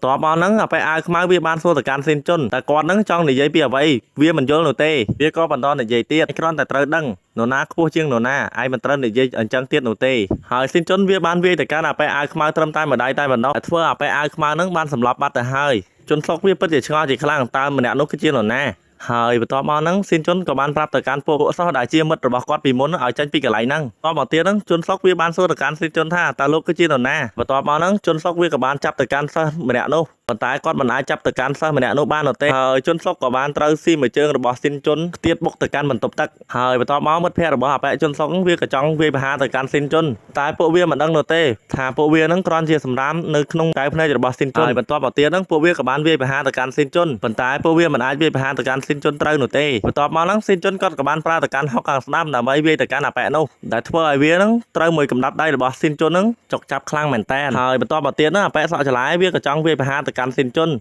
ប៉ុន្តែសិនជន់គាត់បានគេចយ៉ាងងាយស្រួលជន់គាត់ក៏បានទាញទៅកាន់កអាវរបស់អប៉ែសក់សាឡាហ្នឹងចាប់បោកទៅកាន់គាត់ខ្ទប់នឹងថ្មតែម្ដងហើយបន្តមកហ្នឹងអប៉ែជន់សុងវាបានសួរទៅកាន់សិនជន់សិនជន់ហ្នឹងគឺជានរណាហេតុអ្វីមករំខាននៃការរកស៊ីរបស់ពួកវាសិនជន់គាត់មិនបានតបទៅកាន់ជន់សុកនោះទេហើយគាត់ហ្នឹងក៏បានចាប់សម្បាច់កទៅកាន់អប៉ែជន់សុកហ្នឹងលើកឡើងទៅលើហើយគាត់ព្រមទាំងពាក្យនិយាយថាហៅជីសុកមកជួបគាត់បើមិនចឹងទេឯងនឹងត្រូវស្លាប់ហើយសាច់រឿងរបស់យើងក៏បានចប់ដល់ត្រឹមហ្នឹងបាយបាយទៅកាន់អ្នកនរគ្នា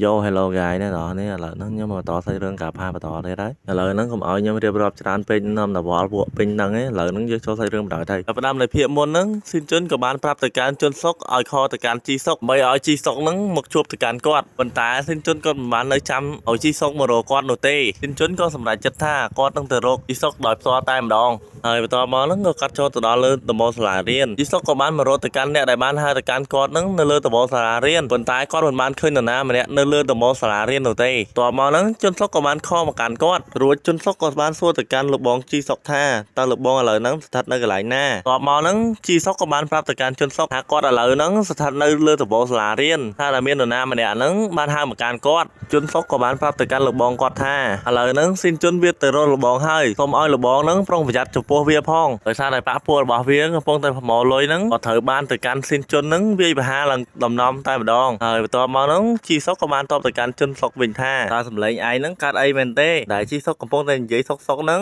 ស៊ីនជុនគាត់ក៏បានមកដល់បន្ទាប់មកហ្នឹងគាត់ក៏បានធាក់ទៅកាន់ទ្វារមួយជើងព្រោះជីសុកហ្នឹងខ្ទាតមកក្រោយហើយនឹងបែកទៅកាន់ក្រោងច្រមុះជីសុកគាត់ពិតជាខឹងខ្លាំងមែនទែនគាត់ក៏បាននិយាយថាតើឈួតណាហ្នឹងមកធាក់ទៅកាន់ទ្វារហើយបន្ទាប់មកហ្នឹងយើងក៏បានឃើញទៅកាន់ស៊ីនជុនក៏បាននិយាយថាឲ្យខ្ញុំសុំទោសផងដែលខ្ញុំមិនដឹងថាលោកនៅកន្លែងហ្នឹងខ្ញុំច្រឡំធ្លាក់ទ្វារបាត់ទៅហើយតើលោកមិនអីទេឬសុកគាត់មិនបានតបតទៅកាន់ស៊ីនជុននោះទេជុនក៏បន្តនិយាយទៀតតើឥឡូវហ្នឹងជីសុកសុខសប្បាយដែរទេព្រោះអីហ្នឹងយើងខានជួបគ្នាយូរហើយជីសុកក៏បានសួរទៅកាន់ស៊ីនជុនវិញថាតើលោកគឺជានរណាហើយលោកនឹងមែនទេដែលបានហៅខ្ញុំមកលើដំបូលសាលារៀនហើយបន្ទាប់មកហ្នឹងស៊ីនជុនក៏បានតបទៅកាន់ជីសុកហ្នឹងវិញថាតើលោកមានបញ្ហាខួរក្បាលមែនទេអបហ្នឹងស៊ីនជុនក៏បន្តនិយាយទៀតថាខ្ញុំសង្ឃឹមថាលោកនឹងដឹងខ្ញុំជានរណាគេប៉ុន្តែវាបែរជាខុសពីការរំពឹងទុករបស់ខ្ញុំជីសុកក៏បានសួរទៅកាន់ស៊ីនជុនតើលោកគឺជានរណាលោកនឹងធ្វើអ្វីមកកាន់ខ្ញុំឥឡូវហ្នឹងស៊ីនជុនក៏បានតបទៅកាន់ជីសុកវិញថាឯងនឹងដឹងនៅពេលឥឡូវនេះជីសុកវាក៏បាននិយាយថាតើឯងគឺជាអាជ្រុកកធាត់នោះមែនទេប៉ុន្តែគេមិនទាន់បាននិយាយស្រួលបួលផងក៏បានស៊ីមួយកម្ដាប់ដៃរបស់ស៊ីនជុនធ្វើឲ្យវាហ្នឹងផ្កាប់មុខទៅក្រោយហើយជីសុកវាបាននិយាយថាតើឯងចង់សងសឹកទៅកាន់ឆ្កែញីនោះមែនទេឯងនឹងគិតថាអាចយកឈ្នះទៅកាន់យើងមែនទេអាជ្រុកកម៉ាប់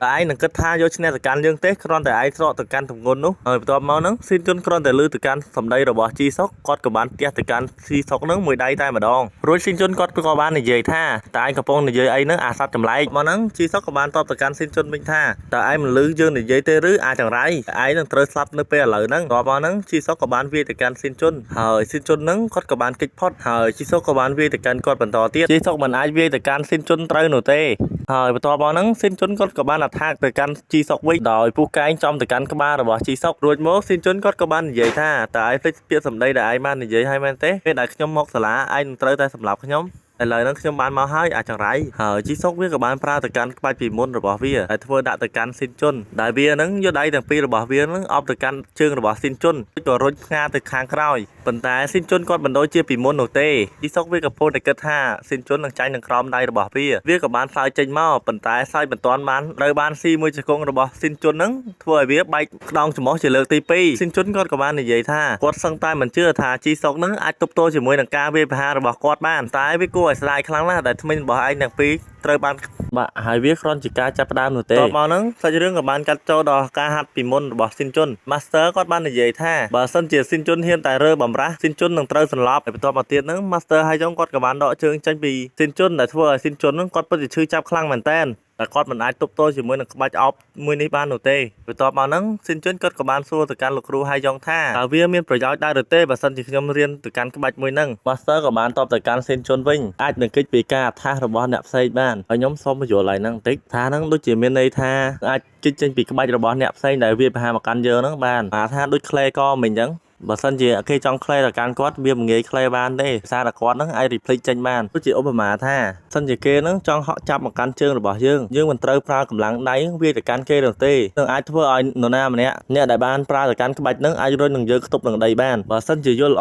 អយើងគួរតែប្រើទៅកាន់ជង្គង់ហ្នឹងដើម្បីអុកទៅកាន់ក្បាលរបស់អ្នកដែលបានប្រើក្បាច់ហ្នឹងមកកាន់យើងធ្វើឲ្យអ្នកដែលបានប្រើទៅកាន់ក្បាច់ហ្នឹងអាចនឹងស្លាប់បានទឿនជុនក៏បានសួរទៅកាន់ Master ហើយយ៉ងវិញថាបើសិនជាយើងប្រើជង្គង់អត្ថាសទៅលើអ្នកដែលបានប្រើក្បាច់អប់ ជើងមកកាន់យើងធ្វើឲ្យអ្នកដែលបានប្រើទៅកាន់ក្បាច់ហ្នឹងខ្ទប់នឹងដីមែនទេនិយាយតិចគ្នាយើងខ្ញុំសុំនិយាយប្រាប់ទៅកាន់អ្នកនរគ្នាបន្តិចរឿង master ហ្នឹងមានន័យថាលោកគ្រូអញ្ចឹងណាតែខ្ញុំខ្ជិលហៅលោកគ្រូខ្ញុំហៅ master ហើយយ៉ងហ្មងទៅ master ហើយយ៉ងក៏បានតបទៅកាន់ស៊ីនជុនវិញពិតជាត្រឹមត្រូវណាស់វានឹងអាចធ្វើឲ្យអ្នកដែលបានប្រើទៅកាន់ធ្វើឲ្យអ្នកប្រើទៅកាន់ក្បាច់អបជើងហ្នឹងអាចនឹងទៅខាងក្រោយបានហើយរឿងក៏បានកាត់ដល់បច្ចុប្បន្នវិញម្ដងយើងបានឃើញទៅកាន់ជីសុកហ្នឹងទៀតខ្ទប់នឹងថ្មបាត់ទៅហើយស៊ីនជុនក៏បន្តទាត់ទៅកាន់ជីសុកបន្ថែមទៀតដែលធ្វើឲ្យវាហ្នឹងឈឺចាប់ជាខ្លាំងទាត់បណ្ដាហ្នឹងហើយក៏នឹកឃើញទៅដល់សម្ដីរបស់លោកគ្រូហើយយ៉ងរបស់គាត់ឲ្យស៊ីនជុនហ្នឹងពេលដែលស៊ីនជុនអាចថាសបានជុនត្រូវតែប្រើទៅកាន់ជើងរបស់គាត់ហ្នឹងទាត់ទៅកាន់អ្នកដែលប្រើទៅកាន់បាច់អបជើងហ្នឹងឲ្យខ្លាំងហើយត្រូវតែទាត់រហូតដល់ម្នាក់ហ្នឹងមិនអាចទាត់ដៃទៅកាន់យើងបានហើយជីសុកវាពិតជាឈឺចាប់ខ្លាំងមែនតើដោយសារតែជុនហ្នឹងគាត់បានទាត់ទៅកាន់ជើងរបស់វាឡើងចង់បាក់ទៅហើ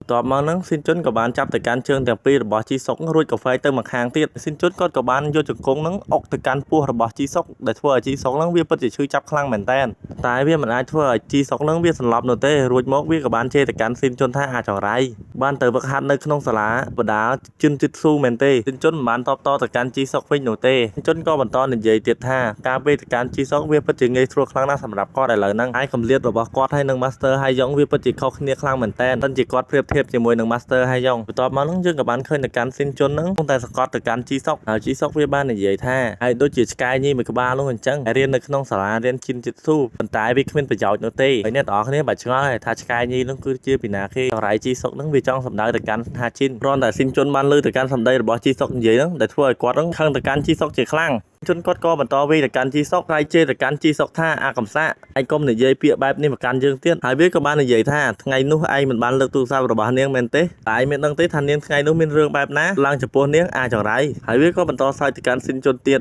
ធ្វើឲ្យពេលហ្នឹងស៊ីនជុនក៏បាននឹកឃើញដល់រូបរាងរបស់ហាជីនដែលត្រូវគេធ្វើបាបធ្វើឲ្យនាងមិនអាចមើលឃើញទៅកាន់គាត់ហើយស៊ីនជុនគាត់ពិតជាខឹងទៅកាន់ជីសុកខ្លាំងមែនទែនហើយគាត់ក៏បានវាយទៅកាន់ជីសុកបន្តរួចគាត់ក៏បានស្រែកជេរទៅកាន់ជីសុកថាអាកំសាអាចង្រៃអ្វីបានជាឯងធ្វើបែបនេះទៅកាន់នាងការនិយាយរបស់ជីសុកវាធ្វើឲ្យស៊ីនជុននឹងស្លងអារម្មណ៍ជាខ្លាំងវាគឺជាឱកាសល្អរបស់ជីសុកដែលអាចអត្ថាទៅកាន់ស៊ីនជុនវិញបានហើយវាក៏បានប្រើទៅកាន់ជើងរបស់វានឹងផ្ទាស់ទៅកាន់ជើងរបស់ស៊ីនជុននឹងខ្ទប់នឹងដីតែម្ដងដោយសារតែពេលនោះស៊ីនជុនគាត់មិនអាចគិតអីឃើញនោះទេកំពុងតែស្លងអារម្មណ៍ជាមួយនឹងហាជីនហើយជីសុកវាក៏អាចរួចចេញពីការឃុំរបស់ស៊ីនជុនហើយជីសុកវាបានប្រើទៅកាន់ជើងរបស់វានឹងដើម្បីធាក់ទៅកាន់មុខរបស់ស៊ីនជុនប៉ុន្តែវាមិនអាចធាក់ទៅកាន់មុខរបស់ស៊ីនជុនត្រូវនោះទេដោយសារតែស៊ីនជុនគាត់បានរងទៅកាន់ការវាយប្រហាររបស់ជីសុកនឹងបានហើយវាក៏បានវាយទៅកាន់ស៊ីនជុនបន្ថែមទៀតរួចវាក៏បាននិយាយឌឺដងទៅកាន់ស៊ីនជុនថាតើឯងនឹងរងនៃការវាយប្រហាររបស់វាបានប្រមាណដងទៀតកំពុងតែគិតថាស៊ីនជុនមិនអាចយកឈ្នះទៅកាន់វាបាននោះទេប៉ុន្តែពេលនោះស៊ីនជុនគាត់ក៏បានប្រើទៅកាន់ជើងរបស់គាត់នឹងធាក់ទៅកាន់មុខរបស់ជីសុកដែលធ្វើឲ្យជីសុកថយទៅខាងក្រោយដែលវាជាឱកាសល្អរបស់ស៊ីនជុនដែលអាចអត្ថាទៅកាន់ជីសុកវិញបានប៉ុន្តែជីសុកវាមិនបានលែងនឹងកាន់ស៊ីនជុននោះទ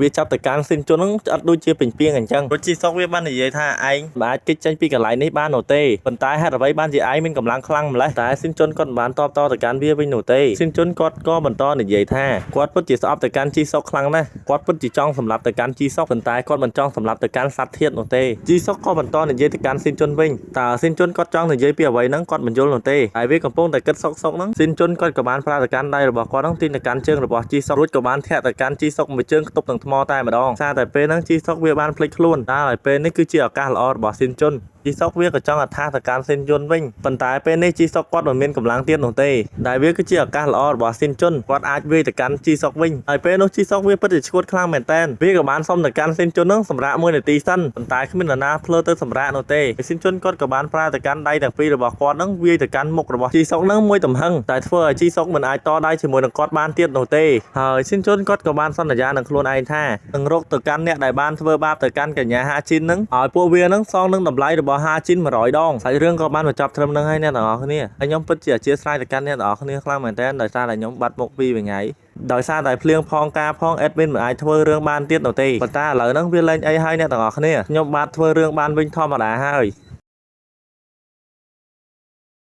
ឡងសរេការអ្នកនរគ្នាជួបមួយខ្ញុំបាទវិរៈរស់សាវ៉ាស្មាស្នាយកម្ពុជានឹងយើងមកបន្តសាច់រឿងកាផាយើងបន្តទៀតហើយកុំឲ្យអ្នកនរគ្នាសាមញ៉ាំយូរឥឡូវនឹងយើងចូលសាច់រឿងបរោយទៅវិភាគមុនហ្នឹងស៊ីនជុនគាត់បានសន្យានឹងខ្លួនឯងថាឲ្យពួកវានឹងសងនឹងតម្លៃដែលវាធ្វើបាបទៅកាន់ហាជីននឹង100 ដងតែសាច់រឿងបន្តហ្នឹងយើងបានឃើញទៅកាន់ស៊ីនជុនបង្រងនឹងវាយទៅកាន់ជីសុកបន្តហើយជីសុកវាក៏បានសុំអំបរទៅកាន់ស៊ីនជុនថាឲ្យស៊ីនជុននឹងឈប់វាយទៅកាន់វាទៅឥឡូវហ្នឹងវាឈឺភ្នែកខ្លាំងណាស់តបមកហ្នឹងស៊ីនជុនគាត់ក៏បានសួរទៅកាន់ជីសុក នរណាខ្លះដែលធ្វើអាហារជីនទៅជាបែបនេះជាឯងមិនប្រាប់ទៅកាន់យើងទេយើងនឹងវាទៅកាន់ឯងរហូតដល់តែឯងព្រមប្រាប់ប្រកាន់យើងហើយជីសុកវាបានតបទៅកាន់ស៊ីនជុនវិញវាមិនដឹងនោះទេថានរណាដែលបានធ្វើបាបទៅកាន់ហាជីនដោយសារជីសុកវាមិនព្រមប្រាប់ទៅកាន់ស៊ីនជុនក៏បានវាយទៅកាន់វាមួយដៃជីសុកវាបានអង្វរទៅកាន់ស៊ីនជុនថាវាមិនដឹងនោះទេអាណាខ្លះដែលធ្វើបាបទៅកាន់ហាជីនបន្ទាប់មកហ្នឹងស៊ីនជុនគាត់ក៏បានរកឃើញនៅអាយឌីលថ្មីបន្តនិយាយប្រាប់ទៅកាន់ជីសុកថាបើសិនជាឯងមិនព្រមប្រាប់ថាពីណាគេដែលធ្វើឲ្យហាជីនទៅជាបែបនេះទេយើងនឹងកាច់បំបាក់ដៃរបស់ឯងធ្វើឲ្យជីសុកវាពិតជាភ័យជាខ្លាំងស៊ីនជុនគាត់ក៏បានកាច់ទៅកាន់ដៃរបស់ជីសុកធ្វើឲ្យជីសុកវាពិតជាឈឺខ្លាំងមែនតើបន្ទាប់មកជីសុកវាបានសុំអង្វរទៅកាន់ស៊ីនជុនកុំឲ្យកាច់ទៅកាន់ដៃរបស់វាព្រោះអីវាពិតជាឈឺចាប់ខ្លាំងមែនតើ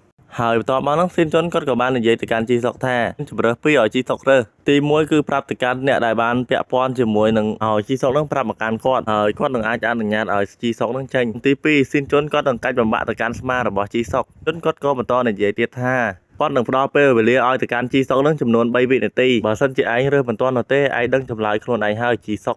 ប៉ុន្តែជីសុកវាបែបជានិយាយថាឲ្យស៊ីនជុននឹងដោះលែងទៅកាន់វាទៅវានឹងមានលុយឲ្យទៅកាន់ស៊ីនជុនលុយអាចដោះស្រាយជាមួយនឹងឯងបានទេស៊ីនជុនចុះឯងមិនគិតពីពេលដែលឯងធ្វើបាបទៅកាន់ហាជីនទេឯងគិតថាឯងនឹងអាចយកលុយសោកមកកាន់យើងបានមែនទេជីសុកវាពិតជាភ័យជាខ្លាំងបន្ទាប់មកវាបានគិតនៅក្នុងចិត្តថាបើវាមិនអាចរកដំណោះស្រាយបានទេវានឹងត្រូវស្លាប់ឥឡូវហ្នឹងពិតជាធុញទ្រាន់ទៅកាន់អាចង្រៃស៊ីនជុននឹងខ្លាំងណាស់ហើយស៊ីនជុនគាត់ក៏បន្តនិយាយទៅកាន់ជីសុកថាឥឡូវហ្នឹងខ្ញុំនឹងរាប់ពី3វិនាទីចុះក្រោមជាឯងមិនព្រមប្រាប់ទៅកាន់យើងនោះទេយើងនឹងកាច់បំបាក់ទៅកាន់ដៃរបស់ឯងហើយបន្ទាប់មកហ្នឹង3វិនាទីរបស់ស៊ីនជុនក៏ត្រូវបានបញ្ចប់ស៊ីនជុនគាត់ក៏បានកាច់ទៅកាន់ដៃរបស់ជីសុកដែលធ្វើឲ្យវាពិតជាឈឺខ្លាំងមែនតើជីសុកវាក៏សម្រេចចិត្តប្រាប់ទៅកាន់ស៊ីនជុនថាម្នាក់នោះមានឈ្មោះថាសុនដូហេយុនតពីស៊ីនជុនបានលើទៅកាន់ជីសុកប្រាប់ថាសុនដូហេយុនហើយស៊ីនជុនក៏បន្តសួរទៅកាន់ជីសុកថាអូហេយុនគឺជានរណាគេឯងឆាប់ប្រាប់ប្រកាន់យើងភ្លាមហើយជីសុកវាក៏បានបន្តប្រាប់ទៅកាន់ស៊ីនជុនបន្តទៀតដូយុននឹងគឺជានិស្សិតឆ្នាំទី3រៀននៅក្នុងសាលាស៊ូបាហើយនៅក្នុងថ្នាក់ A ហើយជីសុកបានឃើញទៅកាន់អបិសិនដូយុននៅកន្លែងហ្នឹងស៊ីនជុនក៏បន្តសួរទៅកាន់ជីសុកថាតើគាត់មានតែម្នាក់ឯងមែនទេក៏បានឆ្លើយទៅកាន់ស៊ីនជុនវិញថាវាត្រូវហើយឥឡូវខ្ញុំបានប្រាប់ការពិតទៅកាន់ឯងហើយអញ្ចឹងឯងឆាប់ដោះលែងខ្ញុំទៅជុនក៏បានតបទៅកាន់វាវិញថាវាមិនទាន់ចប់ទេវានៅមានឆាប់ប្រាប់មកកាន់យើងភ្លាមជីសុកបន្ទាប់មកស៊ីនជុនក៏បានកាច់ទៅកាន់ដៃរបស់ជីសុកហើយជីសុកវាបាននិយាយថាឥឡូវហ្នឹងវានឹងប្រាប់ទៅកាន់ស៊ីនជុនសូមឲ្យស៊ីនជុនកុំកាច់មកកាន់ដៃរបស់វាអីដែលកើតហេតុហ្នឹងខ្ញុំបាននៅជួបជុំជាមួយនឹងសាលាមួយហ្នឹងហើយពួកគេក៏បានហៅទៅកាន់ហាជីនមកផងដែរហើយខ្ញុំគ្រាន់ជាមនុស្សតូចតាចចំពោះពួកគេប៉ុណ្ណោះបើសិនជាសុងដូយុនប្រហែលជាដឹងច្រើនជាងខ្ញុំបន្ទាប់មកយើងបានឃើញទៅកាន់នរណាម្នាក់បានបើកទ្វារចូលមកហើយម្នាក់ហ្នឹងគឺជាលោកគ្រូនឹងឯងគាត់បានស្រែកសួរទៅកាន់ពួកគេថាតើពួកគេកំពុងធ្វើអ្វីហ្នឹងហើយលោកគ្រូក៏បានប្រាប់ទៅកាន់ស៊ីនជុនឲ្យដោះលែងទៅកាន់ជីសុកទៅមិនអញ្ចឹងទេនឹងមានរឿងធំហើយជីសុកវាបាននិយាយឌឺទៅកាន់ស៊ីនជុនថាឥឡូវហ្នឹងឯងគិតថាឯងនឹងអាចធ្វើអ្វីយើងបានទៀតឥឡូវហ្នឹងឯងនឹងត្រូវងាប់អាចង្រៃស៊ីនជុនវាច្បាស់ហើយថាខ្ញុំគឺជាជនរងគ្រោះហើយឯងគឺជាជនបង្កហេតុស៊ីនជុនហើយជីវិតរបស់ឯងពេលនេះវាត្រូវបានចាប់ហើយស៊ីនជុនមុននឹងគាត់ចេញគាត់ក៏បានទាត់ទៅកាន់មុខរបស់ជីសុកមួយជើងហើយស៊ីនជុនគាត់បាននិយាយថាការសងសឹករបស់គាត់គ្មានថ្ងៃបញ្ចប់នោះទេបានឃើញទៅកាន់ប៉ារបស់ជីសុកបានស្ដីឲ្យទៅកាន់លោកគ្រូរបស់ស៊ីនជុនទោះបីលោកគ្រូខំបញ្យល់ប៉ុណ្ណាក៏ដោយក៏ប៉ារបស់ជីសុកមិនស្ដាប់នោះដែរហើយគាត់នៅតែប្រាប់ទៅកាន់លោកគ្រូដដែលថាឲ្យដកទៅកាន់ស៊ីនជុនចេញពីក្នុងសាលានេះទៅតែស៊ីនជុនគាត់មិនបាននិយាយអ្វីនោះទេគាត់បានតែគិតនៅក្នុងចិត្តថាហើយចុះការជួបជុំជាមួយនឹងសាលាផ្សេងតើវាមិនខុសទេឬគាត់បានស្រែកខ្លាំងៗថាស៊ីនជុនគឺជាអក្រិតជនមិនសមរៀននៅក្នុងសាលារៀនមួយនេះនោះទេវាអាចនឹងប៉ះពាល់ទៅដល់សាលារៀនមកយើងបានឃើញទៅកាន់អ្នកម្ដាយរបស់ជីសុករបស់នាងបានស្រែកសួរទៅកាន់នាងថាតើឥឡូវនឹងជីសុកមិនអីទេឬអូនតម្លាញប៉ុន្តែនាងមិនបានតបទៅកាន់ប្តីរបស់នាងនោះទេនាងបានដើរសម្ដៅទៅកាន់ស៊ីនជុនរួចក៏និយាយថាតើឯងគឺជាស៊ីនជុនមែនទេហេតុអីបានជាឯងវាយទៅកាន់កូនប្រុសរបស់យើងហ៎បន្ទាប់មកលោកជំទាវគាត់បានវាយទៅកាន់ស៊ីនជុនតែស៊ីនជុនគាត់បានខ្លាចទៅកាន់លោកជំទាវនោះទេគាត់ក៏បានប្រើទៅកាន់ដៃរបស់គាត់វាទៅកាន់ដៃរបស់លោកជំទាវចេញពីមុខរបស់គាត់លោកគ្រូនិងប៉ារបស់ជីសុកគាត់ពិតជាភ្ញាក់ផ្អើលជាខ្លាំងចំពោះរឿងមួយនេះតែស៊ីនជុនគាត់ហ៊ានគ្របវាដៃលោកជំទាវគាត់ពិតជាឈឺដៃជាខ្លាំងរួចគាត់និយាយថាអាក្មេងឆ្លើយដៃបានជាឯងតដៃជាមួយនឹងចាស់កន្លែងហ្នឹងខ្ញុំពិតជាពេញចិត្តខ្លាំងមែនតើគ្នាយើងថាកន្លែងហ្នឹងស៊ីនជុនខូលខ្លាំងមែនតើលោកជំទាវក៏បានសួរទៅកាន់ស៊ីនជុនថាតើឯងមិនដឹងទេថាខ្ញុំគឺជានរណាស៊ីនជុនក៏បានតបទៅកាន់នាងវិញថាខ្ញុំដឹងថាមីងគឺជាម្ដាយរបស់ជីសុក ជំទាវក៏បានតបទៅកាន់ស៊ីនជុនវិញថាត្រូវហើយខ្ញុំគឺជាម្ដាយរបស់ជីសុកបន្ទាប់មកយើងបានឃើញទៅកាន់ឪពុករបស់ស៊ីនជុនហើយគាត់បានសួរទៅកាន់ស៊ីនជុនថាតើឯងមិនអីទេហើយឯងមានឈឺត្រង់កន្លែងណាទេកូនសម្លាញ់ជុនក៏បានតបទៅកាន់លោកប៉ាគាត់វិញថាគាត់មិនអីនោះទេគ្រាន់តែវារបកស្បែកបន្តិចបន្តួចតែប៉ុណ្ណោះហើយប៉ារបស់ជីសុកបានសួរទៅកាន់លោកគ្រូរបស់ស៊ីនជុនថាតើគាត់គឺជាពីណាគេហើយអ្វីបានជាគាត់មករញ៉េរញ៉ៃនៅទីនេះតែរបស់ជីសុកបាននិយាយទៅកាន់ឪពុករបស់ស៊ីនជុនថាហើយលោកមិនដឹងថាកូនរបស់លោកបានវាយទៅកាន់កូនរបស់ខ្ញុំចូលទៅក្នុងបន្ទប់សង្គ្រោះបន្ទាន់ទេឬបន្ទាប់មកលោកស្រីជំទាវបានស្ដីឲ្យរួចគាត់និយាយថាលោកមិនសុំទោសទៅកាន់ខ្ញុំទេប៉ារបស់ស៊ីនជុនបានសុំទោសទៅកាន់លោកជំទាវរួចគាត់និយាយថាឲ្យខ្ញុំសុំទោសជំនួសកូនរបស់ខ្ញុំផងដែលបានធ្វើដាក់ទៅកាន់កូនអ្នកស្រីគាត់បាននិយាយថាគាត់នឹងដេញទៅកាន់ស៊ីនជុនចេញពីក្នុងសាលាមួយនេះគាត់មិនត្រូវការដំណោះស្រាយនោះទេប៉ារបស់ស៊ីនជុនបានសួរគាត់ថាតើនាងចង់និយាយពីអ្វីហ្នឹងអូតើអ្នកស្រីគឺជានាយកសាលាមែនទេគាត់មិនយល់នោះទេហើយលោកគ្រូយុបាននិយាយទៅកាន់លោកប៉ារបស់ស៊ីនជុនថាហើយគាត់បានឃើញទៅកាន់ស៊ីនជុននិងជីសុកបានពីគ្នានៅលើដំបូលសាលារៀនជីសុកគាត់ត្រូវរបួសធ្ងន់ធ្ងរហើយលោកប៉ារបស់ស៊ីនជុនគាត់បាននិយាយថាឲ្យគាត់សុំទោសទៅកាន់កូនប្រុសរបស់គាត់ផងបានវាយទៅកាន់កូនរបស់លោកស្រីឲ្យមានរបួសយើងនឹងត្រូវព្រមព្រៀងគ្នាដោយវិធីមួយផ្សេងទៀតកុំឲ្យមានរឿងឆ្លោះប្រកែកគ្នាណាលោកស្រីប៉ុន្តែអ្នកស្រីគាត់ញញដូចជាអ្នកកំពុងមើលជាដើមមិនព្រមជាដាច់ខាតហើយលោកស្រីគាត់បាននិយាយថាតើលោកនៅតែកាន់ជើងទៅកាន់កូនទំនើងរបស់លោកទៀតមែនទេហើយអ្នកស្រីក៏បានប្រាប់ទៅកាន់ឪពុករបស់ស៊ីនជុនត្រូវឲ្យស៊ីនជុនមករញ៉េរញ៉ៃជាមួយនឹងកូនរបស់គាត់ទៀតនោះទេលោកប៉ារបស់ស៊ីនជុនថាហេតុអីបានជានាងហៅទៅកាន់កូនប្រុសរបស់គាត់ថាក្មេងពៀនហើយវាគ្រប់គ្រាន់ហើយដែលខ្ញុំមិននិយាយអ្វីទៅកាន់នាងហេតុបីបានជាលោកប្រើកិរិយាបែបនេះចំពោះពុនរបស់ខ្ញុំលោកដូចជាគ្មានការអប់រំនោះទេហើយវាដូចជាកូនប្រុសរបស់អ្នកអញ្ចឹងហើយពេលនោះស៊ីនជុនគាត់រកនិយាយអ្វីទៅហើយប៉ុន្តែលោកប៉ារបស់គាត់ហាមមិនឲ្យគាត់និយាយនោះទេគាត់បានត្រឹមតែខំមាត់តែប៉ុណ្ណោះដល់នេះខ្ញុំសូមបញ្ចប់សាច់រឿងត្រឹមហ្នឹងហើយដោយសារខ្ញុំជួយក្បាលខ្លាំងមែនតើណាមួយឥឡូវវាបញ្ហាសុខភាពផងខ្ញុំពិតជាអធិស្ឋានកាន់អ្នកនរគ្នាខ្លាំងមែនតើដែលខ្ញុំនិយាយរៀងដាច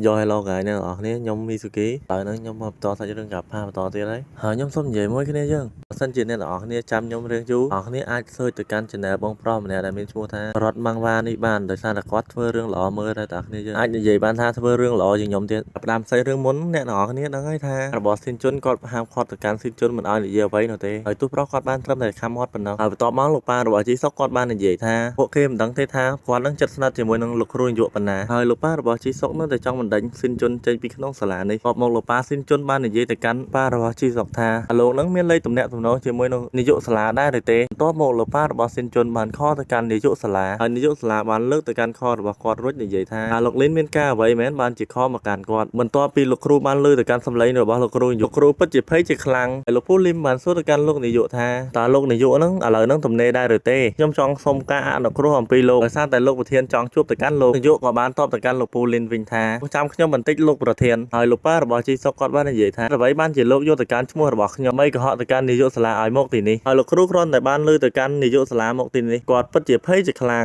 ងតែសាច់រឿងគេមិនបានប្រាប់ពីពួកគាត់និយាយអ្វីខ្លះនោះទេជាបែរជាកាត់ចូលទៅដល់កន្លែងលោកប៉ារបស់ស៊ីនជុនជិះម៉ូតូតាមដងផ្លូវទៅវិញស៊ីនជុនក៏បានសុំទោសទៅកាន់លោកប៉ារបស់គាត់មកគាត់បានសួរទៅកាន់លោកប៉ារបស់គាត់ថាលោកប៉ាមិនចូលចិត្តធ្វើជាប្រធានក្នុងសាលាមែនទេហើយខ្ញុំមិនចូលចិត្តធ្វើជាប្រធានសាលានោះទេព្រោះហេតុនេះហើយដែលធ្វើឲ្យឯងធ្វើការជានឹងរាល់ថ្ងៃស៊ីនជុនហើយបន្ទាប់មកសាច់រឿងរបស់យើងក៏បានកាត់ចូលទៅដល់ថ្ងៃថ្មីហើយលោកពូគាត់បានសួរទៅកាន់ស៊ីនជុនថាហេតុអ្វីបានជាឯងមិនមកវឹកហាត់ពី3ថ្ងៃមកនេះហើយឯងទៅវេគ្នាជាមួយអ្នកណាហើយបន្ទាប់មកនោះស៊ីនជុនគាត់ក៏បានសុំទោសទៅកាន់លោកពូរួចគាត់ក៏បានយកលេសនិយាយថាគាត់បានដួលម៉ូតូជាមួយលោកប៉ារបស់គាត់ហើយគាត់មិនបានវាយគ្នានោះទេហើយបងប្រុសគាត់បានសួរទៅកាន់ស៊ីនជុនថាតើឯងមិនអីទេឬមុខដ៏ស្រស់ស្អាតរបស់ឯងឥឡូវហ្នឹងវាខ្ទេចទីអស់ហើយបងមែនតាក៏បានសួរទៅកាន់ស៊ីនជុនថាលោកប៉ារបស់គាត់ត្រូវរបួសធ្ងន់ធ្ងរដែរឬទេជុនក៏បានតបទៅកាន់គាត់វិញថាគាត់មិនអីនោះទេតបលោកពូក៏បាននិយាយទៅកាន់ស៊ីនជុនថាស៊ីនជុនឯងភ្លេចពេលឯងប្រាប់មកកាន់ខ្ញុំដែរឬទេជុនគាត់ក៏បានឆ្ងល់គាត់ក៏បានសួរថាតើខ្ញុំបានប្រោសអ្វីទៅកាន់លោកពូឯងមិនចាំនឹងសម្ដីរបស់ឯងទេឬដែលឯងបាននិយាយថាសិនជានរណាម្នាក់ប្រើចិនចិត្តស៊ូទៅក្រៅកន្លែងហាត់ប្រាណគួរម្នាក់នោះនឹងចាញ់អស់មួយជីវិតហើយគាត់ក៏នៅតែបន្តនិយាយទៀតថាហើយឯងគួរតែជៀសវាងនឹងការវាយគ្ន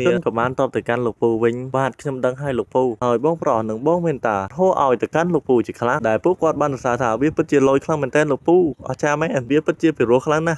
់តែលោកពូក៏បានងាក់និយាយទៅកាន់ពួកគេទាំងពីរថាលយទេអពើព្រលឹងស្ទឹងមែនជ័យហើយគាត់ក៏បាននៅតែសេវ៉ាលយមែនលោកពូលយមែនពិតជាអស្ចារ្យខ្លាំងមែនតើលោកពូតែយើងប្រើទៅកាន់ជីនចិត្តស៊ូដើម្បីការពារទៅកាន់អ្នកទុនខ្សោយចេញពីមនុស្សឈួតទាំងអស់នោះហើយយើងក៏បានកាត់ចូលទៅដល់កន្លែងវឹកហាត់របស់ពួកគាត់ទាំងអស់គ្នាហើយស៊ីនជុននឹងត្រូវវឹកហាត់ជាមួយនឹងបងវ៉ែនតារួចបងវ៉ែនតាគាត់បាននិយាយទៅកាន់ស៊ីនជុនថាឯងទ្រាំនឹងការឈឺចាប់បាន ទេស៊ីនជុនក៏បានតបទៅកាន់លោកបងវ៉ែនតាវិញអីទេគាត់អាចស៊ូទ្រាំបានតាក៏បានស្អីរួចគាត់និយាយថាយើងចាប់ផ្ដើមឥឡូវហ្នឹងស៊ីនជុនហើយបន្ទាប់មកយើងបានឃើញទៅកាន់ទឹកមុខខូខើរបស់បងវ៉ែនតាគាត់បានចាប់ក្លែទៅកាន់ស៊ីនជុនបាត់ទៅហើយស៊ីនជុនបានត្រឹមតែឈឺចាប់តែប៉ុណ្ណោះឥឡូវនេះតបមកទៀតបងវ៉ែនតាក៏បានពុតទៅកាន់ដៃរបស់ស៊ីនជុនធ្វើឲ្យស៊ីនជុនហ្នឹងគាត់ពិតជាឈឺចាប់ជាខ្លាំងតែបងវ៉ែនតាគាត់ពិតជាភ្ញាក់ផ្អើលជាខ្លាំងចំពោះស៊ីនជុនដោយសារស៊ីនជុនអាចទប់ទៅកាន់ការពុតដៃរបស់គាត់បានបន្ទាប់មកស៊ីនជុនក៏បានលើកមេដៃឲ្យទៅកាន់បងវ៉ែនតាធ្វើឲ្យពេលនោះបងវ៉ែនតាមិនសុខចិត្តនោះទេគាត់បានកាច់ដៃរបស់ស៊ីនជុនស្រែកដូចគោអញ្ចឹងហើយបន្ទាប់មកការហាត់ប្រាណក៏ត្រូវបានបញ្ចប់ស៊ីនជុនក៏បានត្អូញថាគាត់ពិតជាហត់ខ្លាំងមែនទែនថ្ងៃនេះបងវ៉ែនតាក៏បានតបទៅកាន់ស៊ីនជុនថាខ្ញុំក៏ហត់ដែរហើយស៊ីនជុនក៏បន្តនិយាយថាបងវ៉ែនតាក៏ហត់គេតែហាត់ហើយស៊ីនជុនក៏សួរទៅកាន់បងវ៉ែនតាតើចាស់សុនហេយ៉ុនឥឡូវនេះគាត់នៅឯណាសាច់រឿងក៏បានកាត់ចូលដល់ចាស់សុនហេយ៉ុនគាត់នឹងកំពុងតែចែកកដាឲ្យស្រីដើម្បីផ្សព្វផ្សាយពីស៊ីនជុន